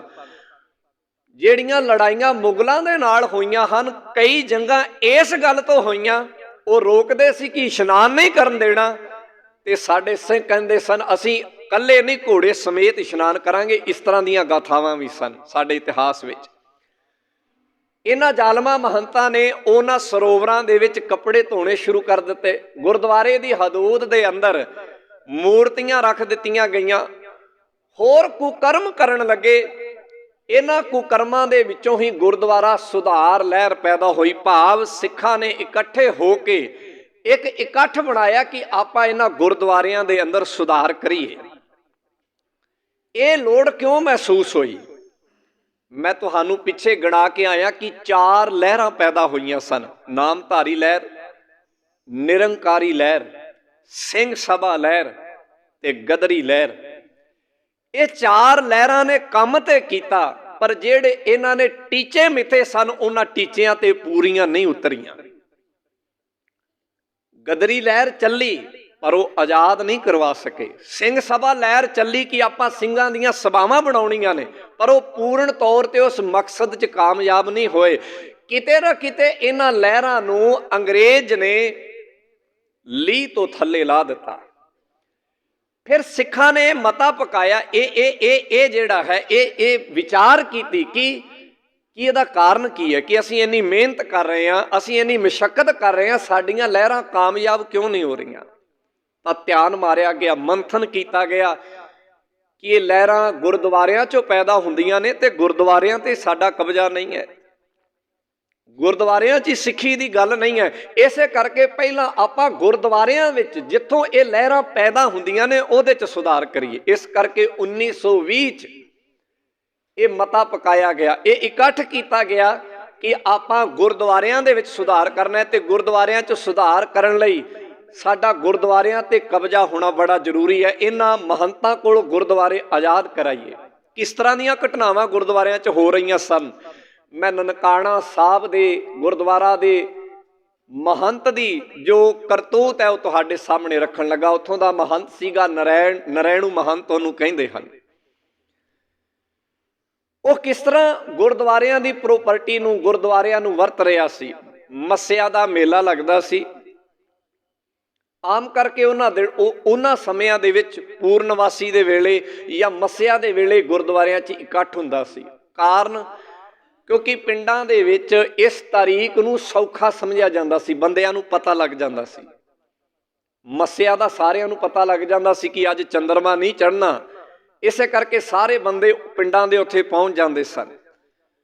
ਪੁੰਨਿਆਂ ਨੂੰ ਚੰਦ ਚੜ੍ਹਦਾ ਸੀ, ਇਸ ਕਰਕੇ ਪਤਾ ਸੀ ਕਿ ਅੱਜ ਪੁੰਨਿਆ, ਇਸ ਕਰਕੇ ਸਾਰੇ ਬੰਦੇ ਇਕੱਠ। ਇਹਨੂੰ ਸੂਚਨਾ ਦੇ ਤੌਰ ਤੇ ਵਰਤਿਆ ਜਾਂਦਾ ਸੀ, ਨਾ ਕਿ ਅੱਜ ਦਿਨ ਬੜਾ ਪਵਿੱਤਰ ਹੈ, ਅੱਜ ਦਿਨ ਇਸ ਤਰ੍ਹਾਂ ਦਾ ਨਹੀਂ ਸੀ। ਕਿਉਂਕਿ ਉਸ ਵਕਤ ਅਨਾਊਂਸਮੈਂਟ ਦੇ ਸਾਧਨ ਨਹੀਂ ਸੀ, ਸੰਚਾਰ ਦੇ ਸਾਧਨ ਨਹੀਂ ਸੀ। ਇਸੇ ਕਰਕੇ ਮਤੇ ਪਕਾਏ ਗਏ ਤੇ ਉਹਨਾਂ ਨੂੰ ਧਿਆਨ ਵਿੱਚ ਰੱਖ ਕੇ ਮੇਲੇ ਜਾਂ ਇਕੱਠ ਲੱਗਦੇ ਸਨ। ਤੇ ਨਨਕਾਣਾ ਸਾਹਿਬ ਵਿਖੇ ਮੱਸਿਆ ਦਾ ਮੇਲਾ ਲੱਗਦਾ ਸੀ, ਤੇ ਇਸ ਮਹੰਤ ਦੇ ਕਰਿੰਦੇ ਮੱਸਿਆ ਦੇ ਮੇਲੇ ਤੇ ਉੱਥੇ ਜੋ ਬੀਬੀਆਂ ਆਉਂਦੀਆਂ ਸਨ ਉਹਨਾਂ ਨਾਲ ਦੁਰਵਿਵਹਾਰ ਕਰਦੇ ਸਨ। ਕਹਿੰਦੇ ਇੱਕ ਵਾਰ ਲਾਇਲਪੁਰ ਤੋਂ, ਜਿਹੜਾ ਲਾਹੌਰ ਦੇ ਲਾਗੇ ਸੀਗਾ, ਲੈਲਪੁਰ ਇੱਕ ਜ਼ਿਲ੍ਹਾ ਸੀਗਾ, ਉੱਥੋਂ 6 ਬੀਬੀਆਂ ਮੱਸਿਆ ਦੇ ਮੇਲੇ ਤੇ ਆਈਆਂ। ਇਹਨਾਂ ਨਰੈਣ ਮਹੰਤ ਦੇ ਗੁੰਡਿਆਂ ਨੇ ਉਹਨਾਂ ਦੇ ਨਾਲ ਗਲਤ ਹਰਕਤਾਂ ਕੀਤੀਆਂ, ਉਹਨਾਂ ਦਾ ਸੱਤ ਭੰਗ ਕੀਤਾ। ਇਸ ਤੋਂ ਬਾਅਦ ਇੱਕ ਘਟਨਾ ਹੋਰ ਘਟੀ ਕਿ ਇੱਕ ਸਿੰਧੀ ਜੱਜ ਜੋ ਜੱਜ ਸੀਗਾ, ਆਪਣੀ ਬੇਟੀ ਦੇ ਨਾਲ ਨਨਕਾਣਾ ਸਾਹਿਬ ਵਿਖੇ ਗੁਰੂ ਨਾਨਕ ਸਾਹਿਬ ਦੇ ਸਥਾਨ ਦੇ ਦਰਸ਼ਨ ਕਰਨ ਆਇਆ। ਉਹ ਰਾਤ ਵੇਲੇ ਉੱਥੇ ਰੁਕਿਆ। ਜਦੋਂ ਰਾਤ ਵੇਲੇ ਉੱਥੇ ਰੁਕਿਆ ਤੇ ਇਹਨਾਂ ਨਰੈਣੂ ਮਹੰਤ ਦੇ ਗੁੰਡਿਆਂ ਨੇ ਸ਼ਰਾਬ ਦੇ ਨਸ਼ੇ ਦੇ ਵਿੱਚ, ਤੁਸੀਂ ਸੋਚ ਕੇ ਵੇਖੋ ਕਿ ਗੁਰੂ ਨਾਨਕ ਸਾਹਿਬ ਦੇ ਉਸ ਪਵਿੱਤਰ ਘਰ ਦੇ ਅੰਦਰ, ਜਿੱਥੇ ਉਹਨਾਂ ਦਾ ਆਪਣਾ ਪ੍ਰਕਾਸ਼ ਹੋਇਆ ਸੀ, ਜਿੱਥੋਂ ਇੱਕ ਸੱਚ ਤੇ ਹੱਕ ਦੀ ਆਵਾਜ਼ ਉੱਠੀ ਸੀ, ਉੱਥੇ ਲੋਕ ਕੀ ਕਰ ਰਹੇ ਸਨ? ਉਹਨਾਂ ਨੇ ਸ਼ਰਾਬ ਦੇ ਨਸ਼ੇ ਦੇ ਵਿੱਚ ਉਸ ਛੋਟੀ ਬੇਟੀ ਦੀ ਪੱਤ ਜਿਹੜੀ ਹੈ ਉਸ ਨੂੰ ਲੁੱਟ ਲਿਆ। ਉਸ ਸਿੰਧੀ ਜੱਜ ਨੇ ਅਕਾਲ ਤਖਤ ਸੇ ਆ ਕੇ, ਇੱਥੇ ਇਕੱਠ ਹੋ ਰਿਹਾ ਸੀ, ਇੱਥੇ ਆ ਕੇ ਉਹ ਸਾਰੀ ਵਿਥਿਆ ਨੂੰ ਸੁਣਾਇਆ ਕਿ ਸਿੰਘੋ, ਤੁਸੀਂ ਬੜੀਆਂ ਬਹਾਦਰੀ ਦੀਆਂ ਗੱਲਾਂ ਕਰਦੇ ਹੋ, ਤੁਸੀਂ ਮੱਸੇ ਰੰਗੜ ਨੂੰ ਮਾਰਨ ਦੀਆਂ ਗੱਲਾਂ ਕਰਦੇ ਹੋ, ਤੁਸੀਂ ਅਬਦਾਲੀ ਨੂੰ ਮੋੜਨ ਦੀਆਂ ਗੱਲਾਂ ਕਰਦੇ ਹੋ, ਤੁਸੀਂ ਨਾਦਰ ਸ਼ਾਹ ਦੀ ਬਹਾਦਰੀ ਨੂੰ ਮਾਤ ਪਾਉਣ ਦੀਆਂ ਗੱਲਾਂ ਕਰਦੇ ਹੋ। ਤੁਹਾਡੇ ਗੁਰਦੁਆਰਿਆਂ 'ਚ ਕੀ ਹੋ ਰਿਹਾ ਹੈ? ਮੇਰੇ ਨਾਲ ਕੀ ਹੋਇਆ? ਉਹ ਵਿਥਿਆ ਉਸਨੇ ਸਾਰੀ ਉੱਥੇ ਗਾ ਕੇ ਬੋਲ ਕੇ ਸੁਣਾ ਦਿੱਤੀ। ਇਸ ਵਿਥਿਆ ਨੇ, ਇਸ ਘਟਨਾ ਨੇ ਪੰਥ ਦੇ ਅੰਦਰ ਜਿਹੜਾ ਹੈ ਇੱਕ ਜਲਜਲਾ ਪੈਦਾ ਕਰ ਦਿੱਤਾ ਕਿ ਸਾਡੇ ਗੁਰਦੁਆਰਿਆਂ 'ਚ ਹੋ ਕੀ ਰਿਹਾ ਹੈ। ਇਸ ਕਰਕੇ ਅਕਤੂਬਰ ਮਹੀਨੇ ਦੇ ਅੰਦਰ ਸਿੰਘਾਂ ਨੇ ਇਕੱਠ ਕਰਕੇ ਫੈਸਲਾ ਕੀਤਾ ਕਿ ਆਪਾਂ ਇਹਨਾਂ ਮਹੰਤਾਂ ਦੇ ਕੋਲੋਂ ਪਹਿਲਾਂ ਸ਼ਾਂਤੀਮਈ ਤਰੀਕੇ ਦੇ ਨਾਲ ਗੁਰਦੁਆਰਿਆਂ ਦਾ ਕਬਜ਼ਾ ਲੈਣਾ। 5 ਅਕਤੂਬਰ 1920 ਨੂੰ ਸਿਆਲਕੋਟ ਦਾ ਗੁਰਦੁਆਰਾ ਬਾਬੇ ਕੀ ਬੇਰ ਆਪਣੇ ਕਬਜ਼ੇ 'ਚ ਲੈ ਲਿਆ ਗਿਆ। ਉੱਥੋਂ ਹੀ ਸ਼ੁਰੂਆਤ ਹੋਈ। 12 ਅਕਤੂਬਰ 1920 ਨੂੰ ਦਰਬਾਰ ਸਾਹਿਬ ਤੇ ਅਕਾਲ ਤਖਤ ਸਾਹਿਬ ਇਹ ਆਪਣੇ ਕਬਜ਼ੇ ਦੇ ਵਿੱਚ ਲੈ ਲਿਆ ਗਿਆ। ਮਹੰਤ ਇੱਥੋਂ ਚਲੇ ਗਏ। ਇਸੇ ਹੀ ਅਕਤੂਬਰ ਮਹੀਨੇ ਦੇ ਵਿੱਚ ਪੰਜਾਬ ਦਾ ਇੱਕ ਪਿੰਡ ਹੈ ਧਾਰੋਵਾਲ, ਉੱਥੇ ਇੱਕ ਵੱਡਾ ਇਕੱਠ ਕੀਤਾ ਗਿਆ ਤੇ ਉਸ ਇਕੱਠ 'ਚ ਫੈਸਲਾ ਕੀਤਾ ਗਿਆ, ਨਰੈਣੂ ਮਹੰਤ ਨੂੰ, ਨਨਕਾਣਾ ਸਾਹਿਬ ਦਾ ਜੋ ਮਹੰਤ ਹੈ, ਉਸ ਨੂੰ ਇੱਕ ਸੂਚਨਾ ਭੇਜੀ ਗਈ ਕਿ ਜਾਂ ਤੇ ਤੂੰ ਆਪਣੇ ਕਰਮਾਂ ਦੇ ਵਿੱਚ ਸੁਧਾਰ ਕਰ ਲਾ ਤੇ ਜਾਂ ਫਿਰ ਤੂੰ ਗੁਰਦੁਆਰਾ ਸਾਹਿਬ ਨੂੰ ਛੱਡ ਦੇ ਤੇ ਇਹਦਾ ਪ੍ਰਬੰਧ ਸਾਡੇ ਹਵਾਲੇ ਕਰ ਦੇ। ਪਰ ਯਾਦ ਰੱਖਿਓ, ਜਦੋਂ ਕਿਸੇ ਨੂੰ ਕਿਸੇ ਦੀ ਚੁੱਕ ਹੋਵੇ ਨਾ, ਖਾਸ ਕਰਕੇ ਤਾਕਤਵਰ ਧਿਰ ਦੀ ਜਿਹਨੂੰ ਚੁੱਕ ਹੁੰਦੀ ਹੈ ਨਾ, ਉਹ ਕਦੀ ਵੀ ਆਪਣੀ ਗਲਤੀਆਂ ਨੂੰ ਮੰਨਦਾ ਨਹੀਂ ਹੈ। ਇਹ ਬੰਦੇ ਦਾ ਸੁਭਾਅ ਹੈ। ਜਦੋਂ ਕਿਸੇ ਨੂੰ ਕਿਸੇ ਤਾਕਤਵਰ ਧਿਰ ਦਾ ਥਾਪੜਾ ਹੁੰਦਾ ਹੈ, ਉਹ ਕਦੀ ਵੀ ਆਪਣੀ ਗਲਤੀ ਨੂੰ ਮੰਨਦਾ ਨਹੀਂ ਹੈ। ਨਰੈਣੂ ਮਹੰਤ ਨੇ ਸਿੱਖਾਂ ਦੀ ਉਸ ਸਲਾਹ ਨੂੰ, ਉਸ ਮਸ਼ਵਰੇ ਨੂੰ ਮੰਨਿਆ ਨਹੀਂ, ਸਗੋਂ ਉਸ ਨੇ ਅੱਗਿਓਂ ਗੁੰਡੇ ਭਰਤੀ ਕਰ ਲਏ, ਪਠਾਨ ਭਰਤੀ ਕਰ ਲਏ, ਹੋਰ ਬਹੁਤ ਸਾਰੇ ਲੋਕ ਭਰਤੀ ਕਰ ਲਏ, ਗੋਲਾ ਬਾਰੂਦ ਭਰਤੀ ਕਰ ਲਿਆ ਅਤੇ ਗੁਰਦੁਆਰੇ ਨੂੰ ਆਪਣੇ ਕਬਜ਼ੇ ਦੇ ਹੇਠ ਲੈ ਕੇ ਜਿਹੜਾ ਹੈ ਸਿੱਖਾਂ ਦੀ ਇਸ ਸਾਰੀ ਸਲਾਹ ਤੇ ਮਸ਼ਵਰੇ ਨੂੰ ਨਜ਼ਰ ਅੰਦਾਜ਼ ਕਰ ਦਿੱਤਾ ਤੇ ਉਹ ਸਿੱਖਾਂ ਨੂੰ ਦੰਦ ਚੜਾਉਣ ਲੱਗਾ। ਨਾਲ ਉਸ ਨੇ ਅੰਦਰੋਂ ਅੰਦਰੀ ਇੱਕ ਮਤਾ ਪਕਾਇਆ ਅੰਗਰੇਜ਼ ਅਫਸਰਾਂ ਦੇ ਨਾਲ ਮਿਲ ਕੇ ਤੇ ਬਾਕੀ ਮਹੰਤਾਂ ਦੇ ਨਾਲ ਮਿਲ ਕੇ ਕਿ ਆਪਾਂ ਇੱਕ ਮੀਟਿੰਗ ਇਹਨਾਂ ਆਗੂਆਂ ਦੇ ਨਾਲ ਕਰਨੀ ਹੈ, ਜਿਹੜੇ ਇਸ ਗੁਰਦੁਆਰਾ ਸੁਧਾਰ ਲਹਿਰ ਨੂੰ ਚਲਾ ਰਹੇ ਸਨ। ਕਰਤਾਰ ਸਿੰਘ ਝੱਬਰ ਵਰਗੇ ਹੋਰ ਜਿਹੜੇ ਗੁਰੂ ਕੇ ਪਿਆਰ ਵਾਲੇ ਸਨ, ਉਹਨਾਂ ਦੇ ਨਾਲ ਇੱਕ ਮੀਟਿੰਗ ਜਿਹੜੀ ਆ ਲਾਹੌਰ ਦੇ ਵਿੱਚ ਰੱਖੀ ਗਈ। ਉਹ ਮੀਟਿੰਗ ਰੱਖੀ ਇਸ ਕਰਕੇ ਗਈ ਕਿ ਆਪਸ 'ਚ ਗੱਲਬਾਤ ਕਰਾਂਗੇ। ਪਰ ਨਰੈਣੂ ਮਹੰਤ ਨੇ ਪਿੱਛੇ ਆਪਣੇ ਗੁੰਡਿਆਂ ਨੂੰ ਆਖਿਆ ਕਿ ਜਦੋਂ ਇਹ ਮੀਟਿੰਗ ਹੋਏਗੀ ਆਪਾਂ ਮੀਟਿੰਗ ਨਹੀਂ ਕਰਨੀ, ਜਿੰਨੇ ਵੀ ਇਹ ਸਿੱਖ ਆਗੂ ਨੇ ਆਪਾਂ ਇਹਨਾਂ ਦਾ ਕਤਲ ਕਰਨਾ ਹੈ। ਤੇ ਇਧਰ ਗੁਰੂ ਕੇ ਸਿੰਘ ਵੀ ਬੜੇ ਸੁਚੇਤ ਸਨ। ਭਾਈ ਲਛਮਣ ਸਿੰਘ ਧਾਰੋਵਾਲ ਵਰਗੇ, ਕਰਤਾਰ ਸਿੰਘ ਝੱਬਰ ਵਰਗੇ, ਉਹਨਾਂ ਨੇ ਆਪਣੇ ਸੂਈਏ ਜਿਹੜੇ ਹਨ ਉਹ ਇਸ ਦੇ ਗੁੰਡਿਆਂ ਵਿੱਚ ਵਾੜੇ ਹੋਏ ਸਨ। ਉਹਨਾਂ ਸੂਈਆਂ ਨੇ ਖਬਰ ਦਿੱਤੀ ਕਿ ਮੀਟਿੰਗ ਨਾ ਕਰਿਓ, ਇਹਦੇ ਨਾਲ ਗੱਲਬਾਤ ਨਾ ਕਰਿਓ, ਜੇ ਗੱਲਬਾਤ ਕਰਨ ਜਾਓਗੇ ਤੇ ਤੁਹਾਡਾ ਕਤਲ ਕਰੇਗਾ, ਤੁਹਾਨੂੰ ਮਾਰੇਗਾ। ਸਰਕਾਰ ਇਹਦੇ ਨਾਲ ਹੈ, ਕਿਉਂਕਿ ਸਰਕਾਰ ਵੀ ਨਹੀਂ ਚਾਹੁੰਦੀ ਕਿ ਗੁਰਦੁਆਰੇ ਸਿੱਖਾਂ ਦੇ ਕਬਜ਼ੇ 'ਚ ਆਉਣ। ਸ਼ਾਇਦ ਤੁਹਾਨੂੰ ਇਸ ਗੱਲ ਦਾ ਪਤਾ ਹੋਏਗਾ, ਜਦੋਂ ਸਿੱਖਾਂ ਦਾ ਗੁਰਦੁਆਰੇ ਤੇ ਕਬਜ਼ਾ ਹੋ ਗਿਆ ਸੀ ਤੇ ਮਹਾਤਮਾ ਗਾਂਧੀ ਦਾ ਇਹ ਬਿਆਨ ਸੀਗਾ ਕਿ ਭਾਰਤ ਦੀ ਆਜ਼ਾਦੀ ਦਾ ਪਹਿਲਾ ਕਦਮ ਉੱਠ ਗਿਆ ਹੈ। ਇਹ ਕੋਈ ਛੋਟੀ ਮੋਟੀ ਗੱਲ ਨਹੀਂ ਸੀ, ਇਹ ਕੋਈ ਛੋਟੀ ਮੋਟੀ, ਇੱਕ ਭਾਰਤ ਦਾ ਇੱਕ ਵੱਡਾ ਲੀਡਰ ਇਹ ਬਿਆਨ ਦੇ ਰਿਹਾ ਸੀ ਜਦੋਂ ਸਿੱਖ ਗੁਰਦੁਆਰਿਆਂ ਤੇ ਕਬਜ਼ੇ ਕਰ ਰਹੇ ਸਨ। ਹਾਲਾਂਕਿ ਉਹਦੀ ਮਨਸ਼ਾ ਕੀ ਸੀ ਇੱਕ ਵੱਖਰੀ ਗੱਲ ਹੈ, ਪਰ ਲੋਕ ਇਹ ਮੰਨਣ ਲਈ ਤਿਆਰ ਹੋ ਗਏ ਸਨ ਕਿਉਂਕਿ ਇਹ ਲਹਿਰ ਪੰਜਾਬ ਵਿੱਚੋਂ ਪੈਦਾ ਹੋਈ ਸੀ। ਮੈਂ ਸ਼ੁਰੂ 'ਚ ਇਹ ਗੱਲ ਕਹਿ ਕੇ ਤੁਰਿਆ ਕਿ ਬਾਬੇ ਨਾਨਕ ਦੇ ਘਰ ਦੀ ਤਾਸੀਰ ਹੈ, ਇੱਥੇ ਲਹਿਰਾਂ ਪੈਦਾ ਹੁੰਦੀਆਂ ਰਹਿਣਗੀਆਂ, ਤੁਸੀਂ ਇਹਨਾਂ ਨੂੰ ਦਬਾ ਨਹੀਂ ਸਕਦੇ। ਗੁਰੂ ਦਰਿਆ ਹੈ, ਇਹਦੇ ਵਿੱਚ ਲਹਿਰਾਂ ਪੈਦਾ ਹੋਣੀਆਂ ਤੇ ਹੋਣੀਆਂ, ਤੁਸੀਂ ਉਸ ਲਹਿਰ ਦਾ ਹਿੱਸਾ ਬਣਨਾ ਜਾਂ ਨਹੀਂ ਬਣਨਾ ਫੈਸਲਾ ਤੁਹਾਡਾ ਹੈ। ਅਸੀਂ ਉਸ ਲਹਿਰ ਦਾ ਹਿੱਸਾ ਬਣਨਾ ਕਿ ਨਹੀਂ ਬਣਨਾ ਫੈਸਲਾ ਸਾਡਾ ਹੈ। ਆ ਥੋੜੇ ਦਿਨ ਪਹਿਲਾਂ ਹੀ ਆਪਾਂ ਇੱਕ ਲਹਿਰ ਨੂੰ ਮਾਣ ਕੇ ਹਟੇ ਹਾਂ ਜੋ ਕਿਸਾਨੀ ਦੇ ਰੂਪ 'ਚ ਪੈਦਾ ਹੋਈ। ਉਹ ਮੁੱਢਲੀ ਆਵਾਜ਼ ਬਾਬੇ ਨਾਨਕ ਦੇ ਘਰੋਂ ਹੀ ਪੈਦਾ ਹੋਈ ਸੀ। ਖੇਤੀ ਤੇ ਹੋਰ ਵੀ ਬੜੇ ਲੋਕ ਕਰਦੇ ਹਨ, ਪੰਜਾਬ ਨਾਲੋਂ ਕਿਤੇ ਵੱਧ ਖੇਤੀ ਭਾਰਤ ਦੇ ਦੂਜੇ ਪ੍ਰਦੇਸ਼ਾਂ ਵਿੱਚ ਹੁੰਦੀ ਹੈ। ਇਹ ਮਸਲਾ ਸਾਰਾ ਹੈ, ਇਹ ਇਸ ਘਰ ਦੀ ਤਾਸੀਰ ਹੀ ਐਸੀ ਹੈ, ਇਸ ਘਰ ਦਾ ਉਪਦੇਸ਼ ਹੀ ਐਸਾ ਹੈ। ਸੋ ਉਸ ਨਰੈਣੂ ਮਹੰਤ ਨੇ ਇਹ ਵਿਉਂਤ ਬਣਾਈ ਕਿ ਮੈਂ ਸਿੱਖਾਂ ਦਾ ਕਤਲ ਕਰ ਦੇਵਾਂਗਾ, ਇਹਨਾਂ ਨੂੰ ਖਤਮ ਕਰ ਦੇਵਾਂਗਾ, ਨਾ ਰਹੇਗਾ ਬਾਂਸ ਨਾ ਵੱਜੇਗੀ ਬਾਂਸਰੀ, ਜਿਹੜੇ ਆਗੂ ਹੀ ਨਹੀਂ ਰਹਿਣਗੇ। ਪਰ ਇੱਧਰ ਸਿੱਖ ਵੀ ਸੁਚੇਤ ਸਨ, ਗਿਆਨੀ ਹੋਏ, ਸੁਚੇਤਨ ਹੋਏ। ਭਾਈ ਲਛਮਣ ਸਿੰਘ ਧਾਰੋਵਾਲ ਨੇ ਇਹ ਮੀਟਿੰਗ ਮਾਰਚ ਦੇ ਮਹੀਨੇ 'ਚ ਆਉਣੀ ਸੀ, ਉਸ ਨੇ 20 ਫਰਵਰੀ ਨੂੰ ਆਪਣੇ ਪਿੰਡ ਇਕੱਠ ਕੀਤਾ ਤੇ ਆਖਿਆ ਕਿ ਹੁਣ ਆਪਾਂ ਨੂੰ ਇੰਤਜ਼ਾਰ ਨਹੀਂ ਕਰਨਾ ਚਾਹੀਦਾ। ਇਹ ਮਹੰਤ ਸੁਧਰਨ ਵਾਲਾ ਨਹੀਂ ਹੈ, ਆਪਾਂ ਉਹਦੇ ਨਾਲ ਲੜਨਾ ਨਹੀਂ ਹੈ, ਆਪਾਂ ਸ਼ਾਂਤੀਮਈ ਢੰਗ ਨਾਲ ਤੇ ਬੜੇ ਸੰਜਮ ਨਾਲ ਰਹਿ ਕੇ ਆਪਾਂ ਨਨਕਾਣਾ ਸਾਹਿਬ ਦੇ ਗੁਰਦੁਆਰੇ ਨੂੰ ਆਪਣੇ ਕਬਜ਼ੇ 'ਚ ਕਰਨਾ ਹੈ। ਭਾਈ ਲਛਮਣ ਸਿੰਘ ਧਾਰੋਵਾਲ ਨੇ ਆਪਣੇ ਨਾਲ 150 ਸਿੰਘਾਂ ਦਾ ਜਥਾ ਲਿਆ ਤੇ ਉਹ ਨਨਕਾਣਾ ਸਾਹਿਬ ਵੱਲ ਨੂੰ ਹੋ ਤੁਰਿਆ। 20 ਤਰੀਕ ਨੂੰ ਉਹ ਤੁਰਿਆ ਹੈ, 21 ਤਰੀਕ ਦੀ ਸਵੇਰ ਨੂੰ ਉੱਥੇ ਪਹੁੰਚੇ ਹਨ। ਭਾਈ ਲਛਮਣ ਸਿੰਘ ਆਪ ਗੁਰੂ ਮਹਾਰਾਜ ਦੀ ਤਾਬਿਆ ਤੇ ਬੈਠਾ ਹੈ, ਬਾਕੀ ਸਿੰਘ ਜਿਹੜੇ ਹਨ ਅੰਦਰ ਬੈਠ ਗਏ ਹਨ, ਗੁਰੂ ਕੀ ਬਾਣੀ ਦੇ ਕੀਰਤਨ ਸ਼ਬਦ ਗਾਇਨ ਕਰ ਰਹੇ ਹਨ। ਮਹੰਤ ਦੇ ਗੁੰਡਿਆਂ ਨੇ ਅੰਦਰ ਪ੍ਰਵੇਸ਼ ਕਰਨ ਤੋਂ ਉਹਨਾਂ ਨੂੰ ਕੁਛ ਨਹੀਂ ਕਿਹਾ, ਰੋਕਿਆ ਨਹੀਂ, ਬੂਹਾ ਦਰਬੰਦ ਬੰਦ ਨਹੀਂ ਕੀਤਾ, ਉਹਨਾਂ ਨੂੰ ਅੰਦਰ ਆਉਣ ਦਿੱਤਾ। ਜਦੋਂ ਅੰਦਰ ਆ ਗਏ ਹਨ, ਉਸ ਤੋਂ ਬਾਅਦ ਜਿਹੜੇ ਉੱਪਰ ਮੋਰਚੇ ਬਣਾਏ ਗਏ ਸਨ, ਉਹਨਾਂ ਮੋਰਚਿਆਂ ਰਾਹੀਂ ਉਹਨਾਂ ਨੇ ਗੋਲੀਆਂ ਚਲਾਉਣੀਆਂ ਸ਼ੁਰੂ ਕਰ ਦਿੱਤੀਆਂ। ਉਹ ਗੋਲੀਆਂ ਸਿੰਘਾਂ ਦੇ ਵੱਜੀਆਂ, ਸਿੰਘ ਬਹੁਤ ਸਾਰੇ ਉੱਥੇ ਸ਼ਹੀਦ ਹੋ ਗਏ। ਉਹਨਾਂ ਨੇ ਉਲਟਵਾ ਵਾਰ ਕਿਸੇ ਸਿੰਘ ਨੇ ਨਹੀਂ ਕੀਤਾ, ਉਹ ਬਾਣੀ ਪੜ੍ਹਦੇ ਰਹੇ, ਸ਼ਹੀਦੀਆਂ ਹਾਸਲ ਕਰਦੇ ਰਹੇ, ਕਿਉਂਕਿ ਉਹ ਇਹ ਅਰਦਾਸ ਕਰਕੇ ਤੁਰੇ ਸਨ, ਉਹ ਇਸ ਭਾਵਨਾ ਨਾਲ ਤੁਰੇ ਸਨ ਕਿ ਅਸੀਂ ਸ਼ਾਂਤੀਮਈ ਢੰਗ ਨਾਲ ਬਾਬੇ ਨਾਨਕ ਦੇ ਘਰ ਦਾ ਆਪਣੇ ਹੱਥ 'ਚ ਪ੍ਰਬੰਧ ਲੈਣਾ ਤੇ ਉਹਦੇ ਲਈ ਜੇ ਸਾਨੂੰ ਆਪਣਾ ਖੂਨ ਵੀ ਡੋਲਣਾ ਪਿਆ ਤੇ ਅਸੀਂ ਖੂਨ ਡੋਲਾਂਗੇ। ਸੋ ਮਹੰਤ ਦੇ ਗੁੰਡਿਆਂ ਨੇ ਗੋਲੀਆਂ ਚਲਾਈਆਂ, ਗੋਲੀਆਂ ਦੇ ਨਾਲ ਸਿੰਘਾਂ ਨੂੰ ਕਿਸੇ ਨੂੰ ਜ਼ਖਮੀ ਕਰ ਦਿੱਤਾ ਹੈ, ਕੋਈ ਸ਼ਹੀਦ ਹੋ ਗਿਆ। ਜਦੋਂ ਵੇਖਿਆ ਕਿ ਅੰਦਰ ਕਾਫੀ ਸਿੰਘ ਸ਼ਹੀਦ ਹੋ ਗਏ ਨੇ, ਫਿਰ ਉਹ ਟੋਕੇ, ਤਲਵਾਰਾਂ ਤੇ ਹੋਰ ਕਈ ਤਰ੍ਹਾਂ ਦਾ ਸਮਾਨ ਜਿਹਦੇ ਨਾਲ ਵੱਢਿਆ ਟੁੱਕਿਆ ਜਾਂਦਾ ਉਹ ਲੈ ਕੇ ਥੱਲੇ ਉਤਰੇ ਹਨ। ਉਹਨਾਂ ਨੇ ਕੱਲੇ ਕੱਲੇ ਸਿੰਘ ਨੂੰ ਫੜਿਆ ਤੇ ਵੱਢਣਾ ਸ਼ੁਰੂ ਕੀਤਾ।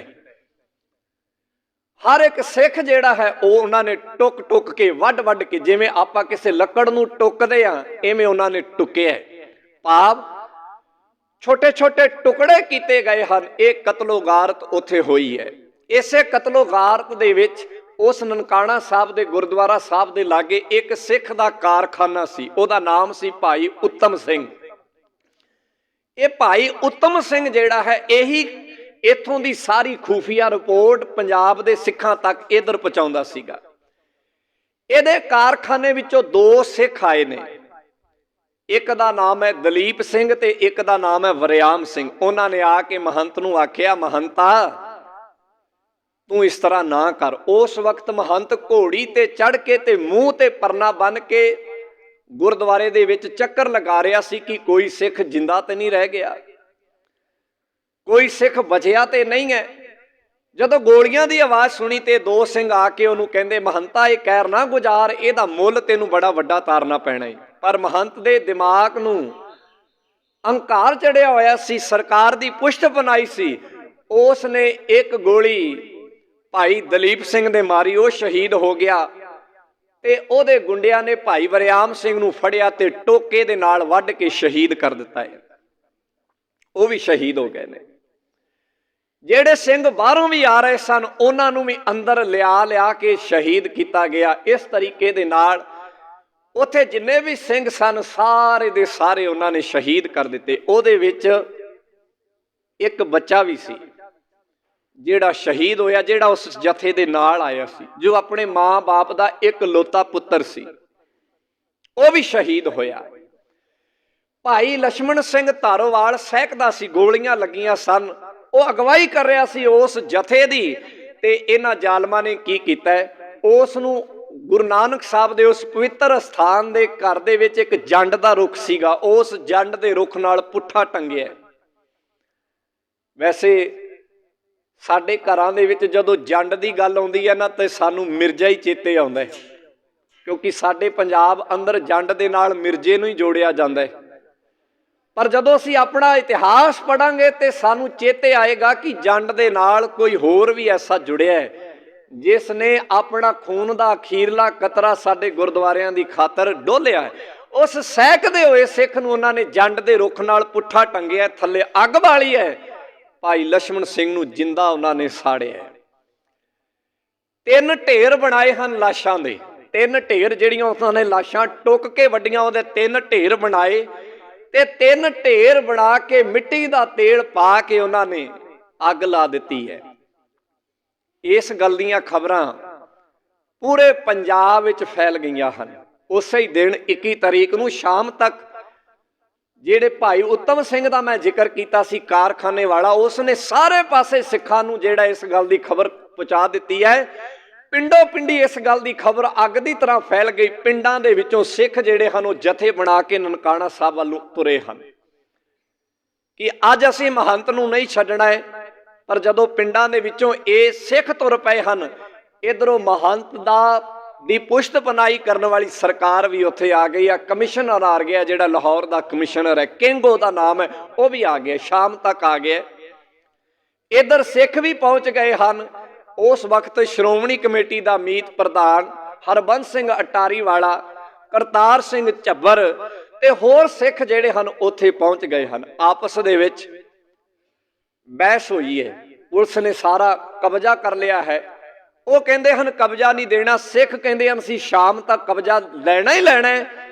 ਤੁਸੀਂ ਜਿਸ ਤਰੀਕੇ ਦੇ ਨਾਲ ਚਾਹੋ ਕਬਜ਼ਾ ਦੇ ਸਕਦੇ ਹੋ, ਲੜ ਕੇ ਦੇਣਾ ਲੜ ਕੇ ਦੇ ਦਿਓ, ਪਿਆਰ ਨਾਲ ਦੇਣਾ ਪਿਆਰ ਨਾਲ ਦੇ ਦਿਓ। ਕਿਉਂਕਿ ਹੁਣ ਜਿਹੜੇ ਸਿੰਘ ਆਏ ਸਨ ਉਹ ਖਾਲੀ ਹੱਥ ਨਹੀਂ ਆਏ। ਜਿਹੜਾ ਪਹਿਲਾਂ ਜਥਾ ਆਇਆ ਸੀ ਭਾਈ ਲਛਮਣ ਸਿੰਘ ਦਾ, ਉਹ ਖਾਲੀ ਹੱਥ ਆਏ ਸਨ। ਪਰ ਹੁਣ ਜਿਹੜੇ ਪਿੰਡਾਂ ਚੋਂ ਆ ਉਹ ਖਾਲੀ ਹੱਥ ਨਹੀਂ ਆਏ।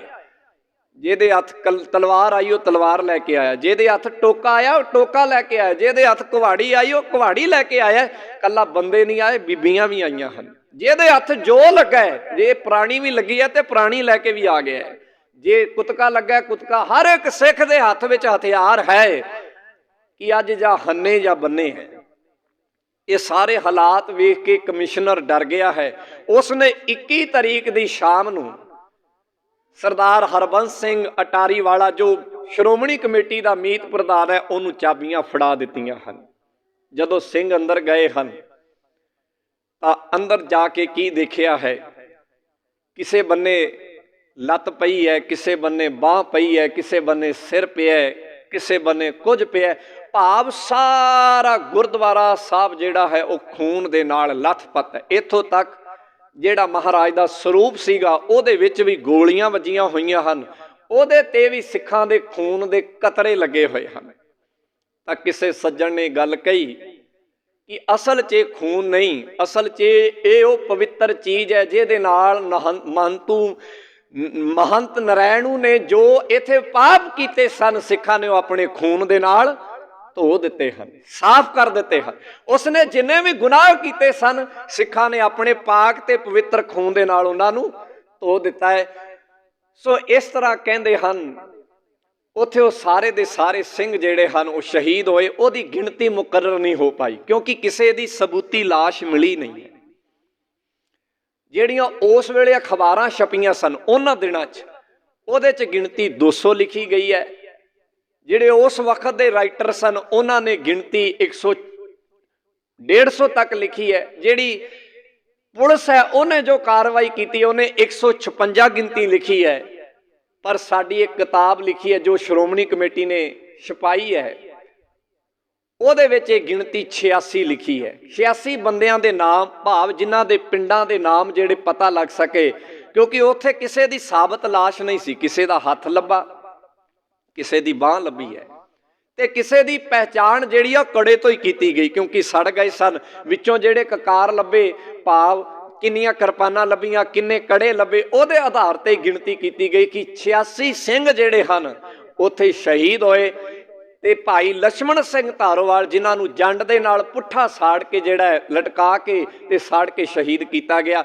ਤੇ ਕਹਿੰਦੇ ਨੇ 23 ਤਰੀਕ ਨੂੰ ਇਹਨਾਂ ਸਾਰੇ ਸਿੰਘਾਂ ਦਾ ਜਿਹੜਾ ਸੰਸਕਾਰ ਹੈ ਉੱਥੇ ਇਕੱਠਿਆਂ ਦੇ ਕੀਤਾ ਗਿਆ। ਕੁਝ ਤੇ ਲਾਸ਼ਾਂ ਸਾੜੀ ਚੁੱਕੀਆਂ ਸਨ, ਜਿਹੜੀਆਂ ਬਾਕੀ ਬਚ ਗਈਆਂ ਉਹਨਾਂ ਨੂੰ ਇਕੱਠਾ ਕੀਤਾ ਗਿਆ। ਤੇ ਇਕੱਠਾ ਕਰਕੇ ਫਿਰ ਇੱਕ ਜਗ੍ਹਾ ਬਣਾਈ ਗਈ। ਉਸ ਜਗ੍ਹਾ ਤੇ ਜਿਹੜਾ ਇਹਨਾਂ ਸਿੰਘਾਂ ਸ਼ਹੀਦਾਂ ਦਾ ਸੰਸਕਾਰ ਕੀਤਾ ਗਿਆ ਤੇ ਉਸ ਜਗ੍ਹਾ ਨੂੰ ਸ਼ਹੀਦ ਗੰਜ ਆਖਿਆ ਗਿਆ। ਉਹਨੂੰ ਸ਼ਹੀਦ ਗੰਜ ਦਾ ਨਾਮ ਦੇ ਕੇ ਉੱਥੇ ਇੱਕ ਜਗ੍ਹਾ ਬਣਾਈ ਗਈ। ਤੇ ਜਗ੍ਹਾ ਬਣਾ ਕੇ ਜਿਹੜਾ ਹੈ ਉੱਥੇ ਇੱਕ ਜਿਹੜਾ ਹੈ ਮੀਨਾਰ ਬਣਾ ਦਿੱਤੀ ਗਈ। ਇਹ ਵੀ ਇਤਿਹਾਸਕਾਰ ਲਿਖਦੇ ਹਨ ਕਿ ਪੰਜਾਬੀ, ਉਰਦੂ, ਅੰਗਰੇਜ਼ੀ ਤੇ ਹੋਰ ਕਈ ਭਾਸ਼ਾਵਾਂ ਦੇ ਵਿੱਚ ਇਹ ਸਾਰੇ ਸਾਕੇ ਦੀ ਵਾਰਤਾ ਲਿਖ ਕੇ ਉਸ ਨੂੰ ਉਸ ਸ਼ਹੀਦ ਗੰਜ ਦੇ ਥੱਲੇ ਦੱਬਿਆ ਗਿਆ। ਉੱਕਰ ਕੇ ਉਹਦੇ ਥੱਲੇ ਦੱਬਿਆ ਗਿਆ। ਇਹ ਸਾਕਾ ਹੋ ਗਿਆ। ਨਰੈਣੂ ਮਹੰਤ ਸਿੱਖਾਂ ਦੇ ਕਬਜ਼ੇ ਚੋਂ ਬਾਹਰ ਚਲਾ ਗਿਆ, ਭਾਵ ਇਹਨਾਂ ਦੇ ਹੱਥ ਨਾ ਆਇਆ। ਜੇ ਹੱਥ ਆ ਜਾਂਦਾ ਤੇ ਉਹਦਾ ਸੌਦਾ ਵੀ ਜ਼ਰੂਰ ਲੱਗਦਾ। ਕੇਸ ਚੱਲਿਆ, ਉਸ ਕੇਸ ਦੇ ਵਿੱਚ ਨਰੈਣੂ ਮਹੰਤ ਨੂੰ ਮੌਤ ਦੀ ਸਜ਼ਾ ਹੋਈ, ਉਹਦੇ ਬੰਦਿਆਂ ਨੂੰ ਵੀ ਮੌਤ ਦੀ ਸਜ਼ਾ ਹੋਈ ਤੇ ਕਈ ਬੰਦਿਆਂ ਨੂੰ ਜਿਹੜਾ ਹੈ ਉਮਰ ਕੈਦ ਦੀ ਸਜ਼ਾ ਹੋਈ। ਪਰ ਬਾਅਦਾਂ ਦੇ ਵਿੱਚ ਫੇਰ ਉਸ ਨੇ ਉੱਚ ਅਦਾਲਤ ਵਿੱਚ ਇਸ ਕੇਸ ਨੂੰ ਪਾਇਆ ਤੇ ਨਰੈਣੂ ਮਹੰਤ ਦੀ ਇਹ ਮੌਤ ਦੀ ਸਜ਼ਾ ਉਮਰ ਕੈਦ 'ਚ ਬਦਲ ਗਈ ਤੇ ਫਿਰ ਉਹ ਛੁੱਟ ਗਿਆ, ਕਿਉਂਕਿ ਸਰਕਾਰ ਉਹਦੀ ਪਿੱਠ ਦੇ ਪਿੱਛੇ ਖਲੋਤੀ ਸੀ। ਇੱਧਰ ਸਿੱਖਾਂ ਨੇ ਨਨਕਾਣਾ ਸਾਹਿਬ ਦਾ ਕਬਜ਼ਾ ਜਿਹੜਾ ਹੈ ਉਹ ਆਪਣੇ ਹੱਥ ਵਿੱਚ ਲੈ ਲਿਆ। ਇਸ ਤਰੀਕੇ ਦੇ ਨਾਲ ਇਹ ਜਿਹੜੀ ਗੁਰਦੁਆਰਾ ਸੁਧਾਰ ਲਹਿਰ ਹੈ ਉਹਨੇ ਪੰਜਾਬ 'ਚ ਜਿੰਨੇ ਵੀ ਗੁਰਦੁਆਰੇ ਸਨ ਜਿੱਥੇ ਮਹੰਤਾਂ ਦਾ ਕਬਜ਼ਾ ਸੀਗਾ ਉਹਨੂੰ ਆਪਣੇ ਕਬਜ਼ੇ ਦੇ ਵਿੱਚ ਲੈ ਕੇ ਤੇ ਉਹਦੇ ਪ੍ਰਬੰਧ ਲਈ ਇੱਕ ਕਮੇਟੀ ਬਣਾਈ, ਜਿਸ ਨੂੰ ਆਖਿਆ ਜਾਂਦਾ ਹੈ ਸ਼੍ਰੋਮਣੀ ਗੁਰਦੁਆਰਾ ਪ੍ਰਬੰਧਕ ਕਮੇਟੀ, ਜਿਸ ਨੂੰ ਅਸੀਂ ਆਪਾਂ ਸਿੱਖਾਂ ਦੀ ਸਭ ਤੋਂ ਸਰਵੋੱਚ ਜਿਹੜੀ ਹੈ ਉਹ ਸੰਸਥਾ ਕਹਿੰਦੇ ਆ। ਇਹ ਉਹਨਾਂ ਸ਼ਹੀਦਾਂ ਦੇ ਖੂਨ ਵਿੱਚੋਂ ਪੈਦਾ ਹੋਈ, ਇਹ ਗੁਰਦੁਆਰਿਆਂ ਦੇ ਸੁਧਾਰ ਵਿੱਚੋਂ ਪੈਦਾ ਹੋਈ। ਤੇ ਫਿਰ ਇਸੇ ਹੀ ਗੁਰਦੁਆਰਾ ਸੁਧਾਰ ਦੇ ਵਿੱਚੋਂ ਇੱਕ ਲਹਿਰ ਪੈਦਾ ਹੋਈ ਜਿਸ ਨੂੰ ਆਖਿਆ ਗਿਆ ਅਕਾਲੀ ਲਹਿਰ, ਕਿ ਹੁਣ ਸਾਨੂੰ ਹੱਥ ਤੇ ਹੱਥ ਧਰ ਕੇ ਨਹੀਂ ਬਹਿਣਾ ਚਾਹੀਦਾ, ਹੁਣ ਸਾਨੂੰ ਸਾਡੇ ਹੱਕ ਲੈਣੇ ਪੈਣਗੇ। ਅਕਾਲੀ ਲਹਿਰ ਪੈਦਾ ਹੋਈ ਤੇ ਅਕਾਲੀ ਲਹਿਰ ਨੂੰ ਚਲਾਉਣ ਦੇ ਲਈ ਇੱਕ ਰਾਜਨੀਤਿਕ ਢਾਂਚਾ ਬਣਾਇਆ ਗਿਆ ਜਿਸ ਨੂੰ ਆਖਿਆ ਗਿਆ ਸ਼੍ਰੋਮਣੀ ਅਕਾਲੀ ਦਲ। ਇਹ ਸਾਰੀਆਂ ਚੀਜ਼ਾਂ ਜਿਹੜੀਆਂ ਹਨ ਇਹਨਾਂ ਗੁਰਦੁਆਰਿਆਂ ਦੇ ਵਿੱਚੋਂ ਪੈਦਾ ਹੋਈਆਂ। ਇਹ ਸਭ ਕੁਝ ਸਾਡੇ ਸ਼ਹੀਦਾਂ ਦੇ ਖੂਨ ਵਿੱਚੋਂ ਪੈਦਾ ਹੋਇਆ। ਜਿਹੜੇ ਸਿੰਘ ਉੱਥੇ ਸ਼ਹੀਦ ਹੋਏ ਸਨ ਉਹਨਾਂ ਦੀ ਯਾਦ ਦੇ ਵਿੱਚ ਅੰਮ੍ਰਿਤਸਰ ਵਿਖੇ ਇੱਕ ਕਾਲਜ ਬਣਾਇਆ ਗਿਆ ਜਿਸ ਨੂੰ ਆਖਿਆ ਗਿਆ ਸ਼ਹੀਦ ਸਿੱਖ ਮਿਸ਼ਨਰੀ ਕਾਲਜ। ਉਹ ਕਿਉਂ ਬਣਾਇਆ ਗਿਆ? ਉਹਦਾ ਮਕਸਦ ਕੀ ਸੀ? ਕਿ ਆਪਾਂ ਮਹੰਤਾਂ ਦੇ ਕਬਜ਼ੇ ਵਿੱਚੋਂ ਗੁਰਦੁਆਰੇ ਤੇ ਆਜ਼ਾਦ ਕਰਾ ਲਏ ਨੇ, ਪਰ ਸਾਡੇ ਕੋਲ ਉਹ ਬੰਦੇ ਨਹੀਂ ਜਿਹੜੇ ਇਹਨਾਂ ਗੁਰਦੁਆਰਿਆਂ ਦੇ ਵਿੱਚ ਰਹਿ ਕੇ ਕੰਮ ਕਰਨ। ਇੱਥੇ ਕੌਣ ਪਾਠ ਕਰੇਗਾ? ਕਿਉਂਕਿ ਉਸ ਵੇਲੇ ਇੰਨੀ ਜਾਗਰਤੀ ਨਹੀਂ ਸੀ। ਇੱਥੇ ਕੌਣ ਕੀਰਤਨ ਕਰੇਗਾ? ਇੱਥੇ ਕੌਣ ਸੇਵਾ ਕਰੇਗਾ? ਕਿਉਂਕਿ ਬੰਦੇ ਤੇ ਚਾਹੀਦੇ ਹਨ। ਸੰਗਤ ਜਿਹੜੀ ਆ ਉਹ ਵੀ ਸੇਵਾ ਕਰੇਗੀ, ਪਰ ਪੱਕੇ ਬੰਦੇ ਚਾਹੀਦੇ ਨੇ। ਉਹ ਚਾਹੀਦੇ ਨੇ ਜਿਹੜੇ ਸੂਝਵਾਨ ਹੋਣ, ਸਿਆਣੇ ਹੋਣ, ਜਿਨ੍ਹਾਂ ਨੂੰ ਗੁਰੂ ਦੀ ਮਰਿਆਦਾ ਦਾ ਪਤਾ ਹੋਏ ਕਿ ਕੀ ਮਰਿਆਦਾ ਹੈ, ਕੀ ਮਰਿਆਦਾ ਨਹੀਂ ਹੈ, ਕੀ ਪਰੰਪਰਾ ਹੈ, ਕੀ ਪਰੰਪਰਾ ਨਹੀਂ ਹੈ, ਕੀ ਇਤਿਹਾਸ ਹੈ, ਕੀ ਇਤਿਹਾਸ ਨਹੀਂ ਹੈ, ਕੀ ਗੁਰਬਾਣੀ ਹੈ, ਕੀ ਗੁਰਬਾਣੀ ਨਹੀਂ ਹੈ। ਇਸ ਸਾਰੇ ਦੇ ਲਈ ਇੱਕ ਕਾਲਜ ਬਣਾਇਆ ਗਿਆ ਕਿ ਹੁਣ ਸਾਨੂੰ ਹੱਥ ਤੇ ਹੱਥ ਧਰ ਕੇ ਨਹੀਂ ਬਹਿਣਾ। ਵੇਖੋ ਕਿੰਨੀਆਂ ਚੀਜ਼ਾਂ ਇਸ ਸਾਕੇ ਚੋਂ ਪੈਦਾ ਹੋਈਆਂ। ਫਿਰ ਅਕਾਲੀ ਲਹਿਰ, ਸ਼੍ਰੋਮਣੀ ਗੁਰਦੁਆਰਾ ਪ੍ਰਬੰਧਕ ਕਮੇਟੀ, ਸ਼੍ਰੋਮਣੀ ਅਕਾਲੀ ਦਲ, ਪ੍ਰਚਾਰਕ, ਕੀਰਤਨੀਏ ਅਤੇ ਹੋਰ ਗੁਰਦੁਆਰੇ ਦਾ ਪ੍ਰਬੰਧ ਤਿਆਰ ਕਰਨ ਲਈ ਇੱਕ ਕਾਲਜ ਬਣਾਇਆ ਗਿਆ। ਇਹ ਸਾਰਾ ਕੁਝ ਇਹਦੇ ਵਿੱਚੋਂ ਪੈਦਾ ਹੋਇਆ, ਇਹ ਇਸ ਸਾਕਿਆਂ ਦੇ ਵਿੱਚੋਂ ਪੈਦਾ ਹੋਇਆ ਤੇ ਕਾਲਜ ਬਣਾਇਆ ਗਿਆ। ਉਹਦੇ ਵਿੱਚ ਫਿਰ ਬੱਚਿਆਂ ਨੂੰ ਪੜ੍ਹਾਇਆ ਗਿਆ, ਉਹਨਾਂ ਨੂੰ ਗੁਰੂ ਦੀ ਮਰਿਆਦਾ ਪੜ੍ਹਾਈ ਗਈ ਕਿ ਇਸ ਕਰਕੇ ਗੁਰਦੁਆਰਿਆਂ ਦੇ ਵਿੱਚ ਧੀਰੇ ਧੀਰੇ ਇਹ ਸੁਧਾਰ ਪੈਦਾ ਹੋਇਆ। ਸੋ ਜਿੱਥੋਂ ਅਸੀਂ ਗੱਲ ਸ਼ੁਰੂ ਕੀਤੀ ਸੀ ਕਿ ਬਾਬੇ ਨਾਨਕ ਦੇ ਘਰ ਲਹਿਰਾਂ ਪੈਦਾ ਹੁੰਦੀਆਂ ਰਹਿਣਗੀਆਂ, ਇਹ ਲਹਿਰਾਂ ਨੂੰ ਤੁਸੀਂ ਬੰਦ ਨਹੀਂ ਕਰ ਸਕਦੇ। ਸੋ ਇਹ ਵੀ ਇੱਕ ਲਹਿਰ ਸੀ ਜਿਹੜੀ ਗੁਰਦੁਆਰਾ ਸੁਧਾਰ ਲਹਿਰ ਦੇ ਤੌਰ ਤੇ ਆਈ, ਤੇ ਇਸ ਨੇ ਗੁਰਦੁਆਰਿਆਂ ਦਾ ਪ੍ਰਬੰਧ ਜਿਹੜਾ ਹੈ ਉਹ ਸਿੱਖਾਂ ਦੇ ਹੱਥ ਵਿੱਚ ਦੇ ਦਿੱਤਾ, ਸਿੱਖਾਂ ਦੇ ਕੋਲ ਆ ਗਿਆ, ਤੇ ਗੁਰਦੁਆਰਿਆਂ ਦੇ ਵਿੱਚ ਪੁਨਰ ਜਿਹੜੀ ਹੈ ਜਾਗ੍ਰਿਤੀ ਦੀ ਲਹਿਰ ਪੈਦਾ ਹੋਈ। ਤੇ ਇਸੇ ਤੋਂ ਬਾਅਦ ਹੀ ਫਿਰ ਜਦੋਂ ਗੁਰਦੁਆਰਿਆਂ ਵਿੱਚ ਜਾਗ੍ਰਿਤੀ ਪੈਦਾ ਹੋਈ, ਸਿੱਖ ਲਾਮਬੰਦ ਹੋਏ, ਤੇ ਉਹਨਾਂ ਨੇ ਭਾਰਤ ਦੀ ਆਜ਼ਾਦੀ ਦੇ ਵਿੱਚ ਇੱਕ ਵੱਡਾ ਹਿੱਸਾ ਪਾਇਆ। ਇਸ ਦੇਸ਼ ਦੀ ਆਜ਼ਾਦੀ, ਇਹ ਸਾਰਾ ਕੁਝ ਗੁਰਦੁਆਰਿਆਂ ਵਿੱਚੋਂ ਪੈਦਾ ਹੋਇਆ। ਮੈਂ ਇਹ ਗੱਲ ਇਸ ਕਰਕੇ ਕਹਿ ਰਿਹਾ, ਜੇ ਅਸੀਂ ਅੱਜ ਸੋਚ ਰਹੇ ਹਾਂ ਨਾ ਕਿ ਆਪਾਂ ਗੁਰਦੁਆਰੇ ਨੂੰ ਛੱਡ ਕੇ ਬਾਹਰ ਕਿਤੇ ਕੁਝ ਕਰ ਲਵਾਂਗੇ, ਇਹ ਸੋਚ ਅੱਜ ਡਿਵੈਲਪ ਹੋ ਰਹੀ ਹੈ। ਪਰ ਤੁਸੀਂ ਇਤਿਹਾਸ 'ਚ ਪਿਛੋਕੜ 'ਚ ਝਾਤ ਮਾਰ ਕੇ ਵੇਖੋ, ਜਦੋਂ ਪਿਛੋਕੜ ਨੂੰ ਪੜ੍ਹੋਗੇ ਤੁਹਾਨੂੰ ਸਹਿਜ ਇਸ ਗੱਲ ਦਾ ਅੰਦਾਜ਼ਾ ਲੱਗ ਜਾਏਗਾ ਕਿ ਇਹਨਾਂ ਗੁਰਦੁਆਰਿਆਂ ਨੂੰ ਛੱਡ ਕੇ ਜੇ ਅਸੀਂ ਕੁਝ ਕਰਨ ਦੀ ਕੋਸ਼ਿਸ਼ ਵੀ ਕਰਾਂਗੇ, એનર્ਜੀ ਬਹੁਤੀ ਲੱਗ ਜਾਏਗੀ, ਪਰ ਕੁਝ ਮਕਸਦ ਹੱਲ ਨਹੀਂ ਹੋਏਗਾ। ਕਿਉਂਕਿ ਇੱਥੇ ਸਾਰਾ ਕੁਝ ਬਿਲਡ ਹੈ, ਇੱਥੇ ਸਾਰਾ ਕੁਝ ਬਣਿਆ ਹੋਇਆ ਹੈ। ਇੱਥੇ ਇੱਕ ਨਿੱਕੀ ਜਿਹੀ ਆਵਾਜ਼ ਤੇ ਬੜਾ ਕੁਝ ਇਕੱਠਾ ਹੋ ਜਾਂਦਾ ਹੈ। ਹਾਂ, ਇਹ ਇੱਥੇ ਪ੍ਰਬੰਧ ਵਿੱਚ ਸੁਧਾਰ ਹੋ ਸਕਦਾ ਹੈ, ਪਰ ਜੇ ਅਸੀਂ ਸੋਚੀਏ ਕਿ ਇਹਨਾਂ ਨੂੰ ਛੱਡ ਕੇ ਅਸੀਂ ਕੁਝ ਕਰ ਸਕਦੇ ਹਾਂ, ਤੇ ਇਤਿਹਾਸ ਪੜ੍ਹ ਕੇ ਵੇਖ ਲਓ, ਪਿਛੋਕੜ ਪੜ੍ਹ ਕੇ ਵੇਖ ਲਓ, ਇਹਨਾਂ ਨੂੰ ਤਿਆਗ ਕੇ ਆਪਾਂ ਕੁਝ ਨਹੀਂ ਕਰ ਸਕਦੇ। ਇਹ ਸਾਡੀ ਮਜਬੂਰੀ ਹੈ, ਜਾਂ ਇਉਂ ਕਹਿ ਲਓ ਕਿ ਇਹ ਸਾਡੀ ਜਨਮ ਧਰਤੀ ਹੈ, ਇਹ ਸਾਡਾ, ਇੱਥੇ ਸਾਡਾ ਜਨਮ ਹੋਇਆ, ਇਹਦੇ ਵਿੱਚੋਂ ਇਹ ਸਿੱਖੀ ਪੈਦਾ ਹੋਈ ਹੈ। ਅਸੀਂ ਰੋਜ਼ ਪੜ੍ਹਦੇ ਹਾਂ, ਗੁਰੂ ਦੁਆਰੇ ਹੋਏ ਸੋਜੀ ਪਾਈ ਸੀ, ਇਹ ਦੁਆਰੇ ਧੋਏ ਹੱਛਾ ਹੋਏ ਸੀ। ਸੋ ਇਸ ਕਰਕੇ ਗੁਰੂ ਕੇ ਪਿਆਰ ਵਾਲਿਓ, ਮੈਂ ਇਹ ਸਾਕਾ ਇਸ ਕਰਕੇ ਤੁਹਾਡੇ ਸਾਹਮਣੇ ਰੱਖਿਆ ਹੈ ਕਿ ਅਸੀਂ ਆਪਣੀ ਹਾਜ਼ਰੀ ਨੂੰ ਇਹਨਾਂ ਗੁਰਦੁਆਰਿਆਂ ਦੇ ਵਿੱਚ ਪੂਰਨ ਕਰੀਏ। ਨਹੀਂ ਤੇ ਉਹ ਦੌਰ ਫਿਰ ਆਏਗਾ ਜਿਸ ਦੌਰ ਵਿੱਚੋਂ ਸਾਡੇ ਵਡੇਰੇ, ਤੁਸੀਂ ਖਾਲੀ ਕਰੋਗੇ, ਜਗ੍ਹਾ ਖਾਲੀ ਹੋਏਗੀ, ਤਾਂ ਇੱਥੇ ਕੋਈ ਦੂਜਾ ਆਪਣੀ ਜਗ੍ਹਾ ਬਣਾ ਲਏਗਾ। ਸਿੰਘਾਂ ਨੂੰ ਜੰਗਾਂ ਜੁੱਦਾਂ 'ਚ ਲੜਨਾ ਪੈ ਗਿਆ, ਮਹੰਤਾਂ ਨੇ ਆਪਣੀ ਜਗ੍ਹਾ ਬਣਾ ਲਈ, ਤੇ ਇਹਨਾਂ ਗੁਰਦੁਆਰਿਆਂ ਦਾ ਜਦੋਂ ਕੱਲਾ ਬੰਦਾ ਹੋਏਗਾ, ਮਤਲਬ ਕੱਲੇ ਬੰਦੇ ਦੇ ਹੱਥ ਤੁਸੀਂ ਕੋਈ ਪ੍ਰਬੰਧ ਦਿਓਗੇ, ਸੰਗਤ ਦੀ ਸਮੂਲੀਅਤ ਨਹੀਂ ਹੋਏਗੀ, ਸਹਿਯੋਗੀ ਨਹੀਂ ਹੋਣਗੇ, ਤੇ ਕੀ ਹੋਏਗਾ? ਤੁਸੀਂ ਸੋਚ ਕੇ, ਮਹੰਤਾ ਇਸ ਕਰਕੇ ਗੁਰੂ ਨੇ ਸੰਗਤ ਨੂੰ ਉੱਚ ਕੋਟੀ ਰੱਖਿਆ ਹੈ। ਇਹਨੂੰ ਸਮਝੀਏ ਅਸੀਂ ਕੋਈ ਝਾੜੂ ਦੀ ਸੇਵਾ ਕਰੇ, ਕੋਈ ਲੰਗਰ ਦੀ ਸੇਵਾ ਕਰੇ, ਕੋਈ ਕਿਸੇ, ਸਾਰਿਆਂ ਦੀ ਸਮੂਲੀਅਤ ਦੇ, ਸਾਰਿਆਂ ਦੇ ਸਹਿਯੋਗ ਨਾਲ ਇਹਦਾ ਕੰਮ ਜਿਹੜਾ ਪਵਿੱਤਰਤਾ ਦੇ ਨਾਲ ਚੱਲ ਸਕਦਾ ਹੈ। ਅੱਜ ਅਸੀਂ ਗਿਰਾਵਟ ਵੇਖ ਰਹੇ ਹਾਂ ਗੁਰਦੁਆਰਿਆਂ ਦੇ ਵਿੱਚ, ਤੇ ਉਹਦਾ ਕੀ ਕਾਰਨ ਹੈ? ਕੁਝ ਜਿਹੜੀਆਂ ਧਿਰਾਂ ਨੇ ਉਹ ਕਾਬਜ ਹੋ ਗਈਆਂ ਨੇ। ਆਪਾਂ ਸ਼੍ਰੋਮਣੀ ਕਮੇਟੀ ਦੇ ਅਧੀਨ ਹੀ ਜਿਹੜੇ ਗੁਰਦੁਆਰੇ, ਜਦੋਂ ਉਹਨਾਂ ਨੂੰ ਦੇਖਦੇ ਆ, ਆਪਾਂ ਗੱਲਾਂ ਕਰਦੇ ਆ, ਕਾਰਨ ਕੀ ਹੈ? ਸੰਗਤ ਦੀ ਸਮੂਲੀਅਤ ਨੂੰ ਘੱਟ ਕੀਤਾ ਹੈ। ਇਸ ਕਰਕੇ ਅਸੀਂ ਆਪਣਾ ਸਹਿਯੋਗ ਨਾਲ ਕਰੀਏ, ਹਰ ਇੱਕ ਕੰਮ ਵਿੱਚ ਤਨ ਮਨ ਧਨ ਦੇ ਨਾਲ ਜਿਹੜਾ ਸਹਿਯੋਗ ਕਰੀਏ, ਨਹੀਂ ਤੇ ਇਹ ਨਤੀਜੇ ਤੁਹਾਡੇ ਸਾਹਮਣੇ ਆਉਣਗੇ। ਉਦੋਂ ਸਿੰਘਾਂ ਦੀ ਮਜਬੂਰੀ ਸੀ, ਕਿਉਂਕਿ ਉਹ ਜੰਗ ਲੜ ਰਹੇ ਸਨ, ਜੰਗਲੀ ਸਨ। ਅੱਜ ਸਾਡੀ ਮਜਬੂਰੀ ਤੇ ਨਹੀਂ, ਸਾਡੇ ਕੋਲ ਵਕਤ ਹੈ। ਅਸੀਂ ਰੋਜ਼ ਆਈਏ, ਕੋਈ ਝਾੜੂ ਮਾਰੇ, ਕੋਈ ਪਾਠ ਕਰੇ, ਕੋਈ ਕੀਰਤਨ ਕਰੇ, ਕੋਈ ਲੰਗਰ ਦੀ ਸੇਵਾ ਕਰੇ, ਅਸੀਂ ਮਿਲ ਕੇ ਇਸ ਪ੍ਰਬੰਧ ਨੂੰ ਸੁਚੱਜਾ ਸਿਰਜੀਏ, ਆਪਾਂ ਸਹਿਯੋਗ ਕਰੀਏ ਨਾਲ। ਸੋ ਇਸ ਕਰਕੇ ਸਾਕੇ ਦੀ ਸਾਡੇ ਵਿੱਚ ਬੜੀ ਮਹੱਤਤਾ ਹੈ, ਬਹੁਤ ਮਹੱਤਤਾ ਹੈ। ਅਸੀਂ ਸਹਿਯੋਗ ਕਰਨਾ ਹੈ, ਆਪਸ ਵਿੱਚ ਮਿਲ ਕੇ, ਆਪਸ ਵਿੱਚ ਨਾਲ ਇਕੱਠ ਬਣਾ ਕੇ ਇਹ ਚੱਲਣਾ ਹੈ। ਸੋ ਮੈਂ ਬੇਨਤੀ ਅਖੀਰ 'ਚ ਕਰਾਂ, ਉਹ ਸਿੰਘ ਸਾਰੇ ਸ਼ਹੀਦ ਹੋ ਗਏ, ਉਹਨਾਂ ਦੇ ਨਾਮ ਤੇ ਸ਼ਹੀਦ ਗੰਜ ਉਸਾਰਿਆ ਗਿਆ, ਮਿਸ਼ਨਰੀ ਕਾਲਜ, ਸ਼ਹੀਦ ਸਿੱਖ ਮਿਸ਼ਨਰੀ ਕਾਲਜ ਬਣਾਇਆ ਗਿਆ।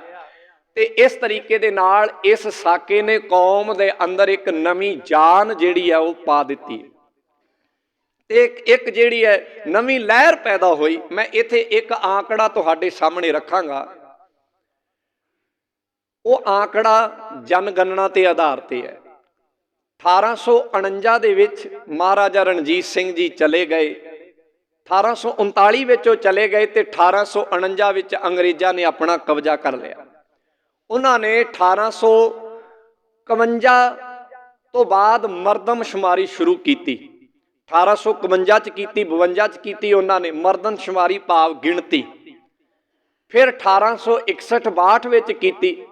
ਜਿਹੜੀ 1851 ਚ ਕੀਤੀ ਸੀ, 10 ਸਾਲਾਂ ਬਾਅਦ ਕੀਤੀ ਗਈ, ਤੇ ਉਹਦੇ ਵਿੱਚ ਜਿਹੜਾ ਸਿੱਖਾਂ ਦਾ ਗ੍ਰਾਫ ਸੀਗਾ ਉਹ ਇੱਕਦਮ ਕਈ ਗੁਣਾ ਘਟ ਗਿਆ ਸੀਗਾ।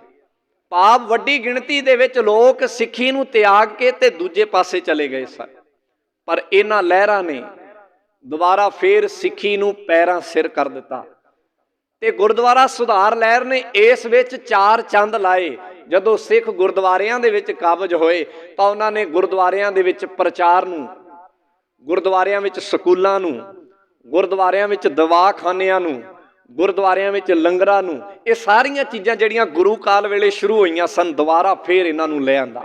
ਤੁਸੀਂ ਜਿਹੜੇ ਪੁਰਾਣੇ ਗੁਰਦੁਆਰੇ ਨੇ ਜਦੋਂ ਝਾਤ ਮਾਰ ਕੇ ਵੇਖੋ, ਹਰ ਇੱਕ ਗੁਰਦੁਆਰੇ ਦੇ ਨਾਲ ਸਕੂਲ ਹੈ। ਆਪਣੇ ਵੀ ਗੁਰਦੁਆਰਾ ਸਾਹਿਬ ਦੇ ਨਾਲ ਸਕੂਲ ਹੈ। ਇਹ ਉੱਥੋਂ ਪੈਦਾ ਹੋਇਆ ਕਿ ਕੱਲਾ ਇੱਥੇ ਅਸੀਂ ਪਾਠ ਤੱਕ ਸੀਮਤ ਨਹੀਂ ਰਹਿਣਾ, ਇਹਦੇ ਨਾਲ ਲੋਕਾਂ ਨੂੰ ਸੰਸਾਰਕ ਵਿਦਿਆ ਦੇਣੀ ਹੈ। ਗੁਰਦੁਆਰਿਆਂ ਨਾਲ ਦਵਾਖਾਨੇ ਖੋਲ੍ਹੇ ਗਏ, ਗੁਰਦੁਆਰਿਆਂ ਨਾਲ ਲੰਗਰ ਲਗਾਤਾਰ ਚੱਲਿਆ, ਗੁਰਦੁਆਰਿਆਂ ਦੇ ਵਿੱਚ ਆਉਣ ਵਾਲੇ ਸ਼ਰਨਾਰਥੀਆਂ ਨੂੰ ਜਗ੍ਹਾ ਦੇਣ ਲਈ ਸਰਾਵਾਂ ਬਣੀਆਂ।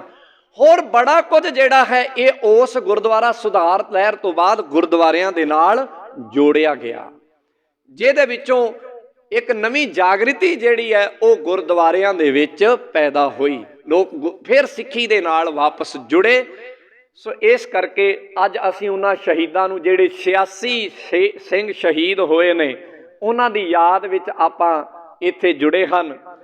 ਕਿਸੇ ਕਵੀ ਨੇ ਇੱਕ ਜਿਹੜੀ ਕਵਿਤਾ ਹੈ ਇਸ ਸੰਦਰਭ ਦੇ ਵਿੱਚ ਬੜੇ ਪਿਆਰ ਨਾਲ ਲਿਖੀ ਹੈ। ਉਹ ਕਹਿੰਦਾ ਹੈ ਇਸ ਸਾਰੇ ਸਾਕੇ ਨੂੰ ਤੇ ਇਹਨਾਂ ਸਾਰੇ ਸ਼ਹੀਦ ਹੋਏ ਸਿੰਘਾਂ ਵੱਲ ਦੇਖ ਕੇ ਕੀ ਕਹਿੰਦਾ, ਕਮਾਲ ਦੀ ਗੱਲ ਹੈ ਕਿ ਇਹਨਾਂ ਸਿੱਖਾਂ ਦੇ ਵਿੱਚ ਕਿਹੋ ਜਿਹਾ ਜਜ਼ਬਾ ਹੈ, ਕਿਸ ਤਰ੍ਹਾਂ ਦੀ ਮਿੱਟੀ ਜਿਹੜੀ ਹੈ ਗੁਰੂ ਨੇ ਇਹਨਾਂ ਸਿੰਘਾਂ ਨੂੰ, ਇਹਨਾਂ ਦੇ ਸਰੀਰਾਂ ਨੂੰ ਲਾਈ ਹੋਈ ਹੈ। ਉਹ ਕਹਿੰਦਾ ਹੈ, ਵੈਰੀ ਜੰਮਦੇ ਫੇਰ ਵੀ ਮੁੱਕ ਜਾਂਦੇ, ਵੈਰੀ ਜੰਮਦੇ ਫੇਰ ਵੀ ਮੁੱਕ ਜਾਂਦੇ, ਸਿੱਖ ਮਰਦੇ ਫੇਰ ਵੀ ਮੁੱਕਦੇ ਨਾ।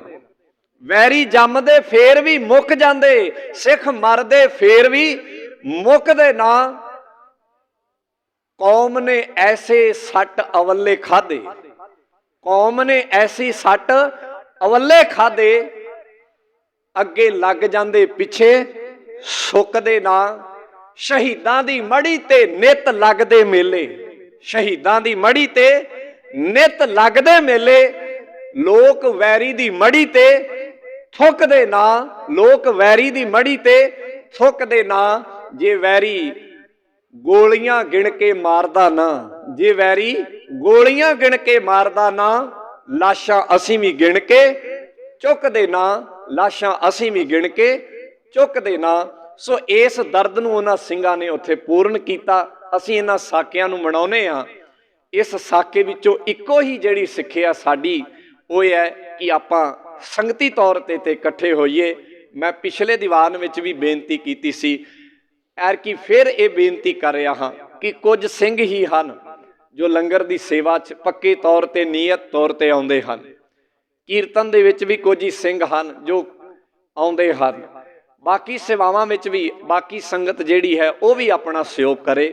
ਸਮੇਂ 'ਚੋਂ ਸਮਾਂ ਕੱਢ ਕੇ ਆਪਾਂ ਕੀਰਤਨ ਦੇ ਵਿੱਚ, ਲੰਗਰ ਦੀ ਸੇਵਾ ਦੇ ਵਿੱਚ ਤੇ ਬਾਕੀ ਸੇਵਾਵਾਂ ਵਿੱਚ ਆਪਣਾ ਹਿੱਸਾ ਪਾਈਏ, ਤਾਂ ਕਿ ਜਿੱਥੇ ਇਹ ਸੰਗਤੀ ਤੌਰ ਤੇ ਹੁੰਦਾ ਉੱਥੇ ਆਪਾਂ ਹੋਰ ਇਸ ਨੂੰ ਸੰਗਤੀ ਤੌਰ ਤੇ ਕਰ ਸਕੀਏ। ਹਾਂ, ਕੀਰਤਨ ਦੇ ਵਿੱਚ ਕਿਸੇ ਨੂੰ ਲੋੜ ਹੈ ਧਾਰਨਾ ਦੇ ਤੌਰ ਤੇ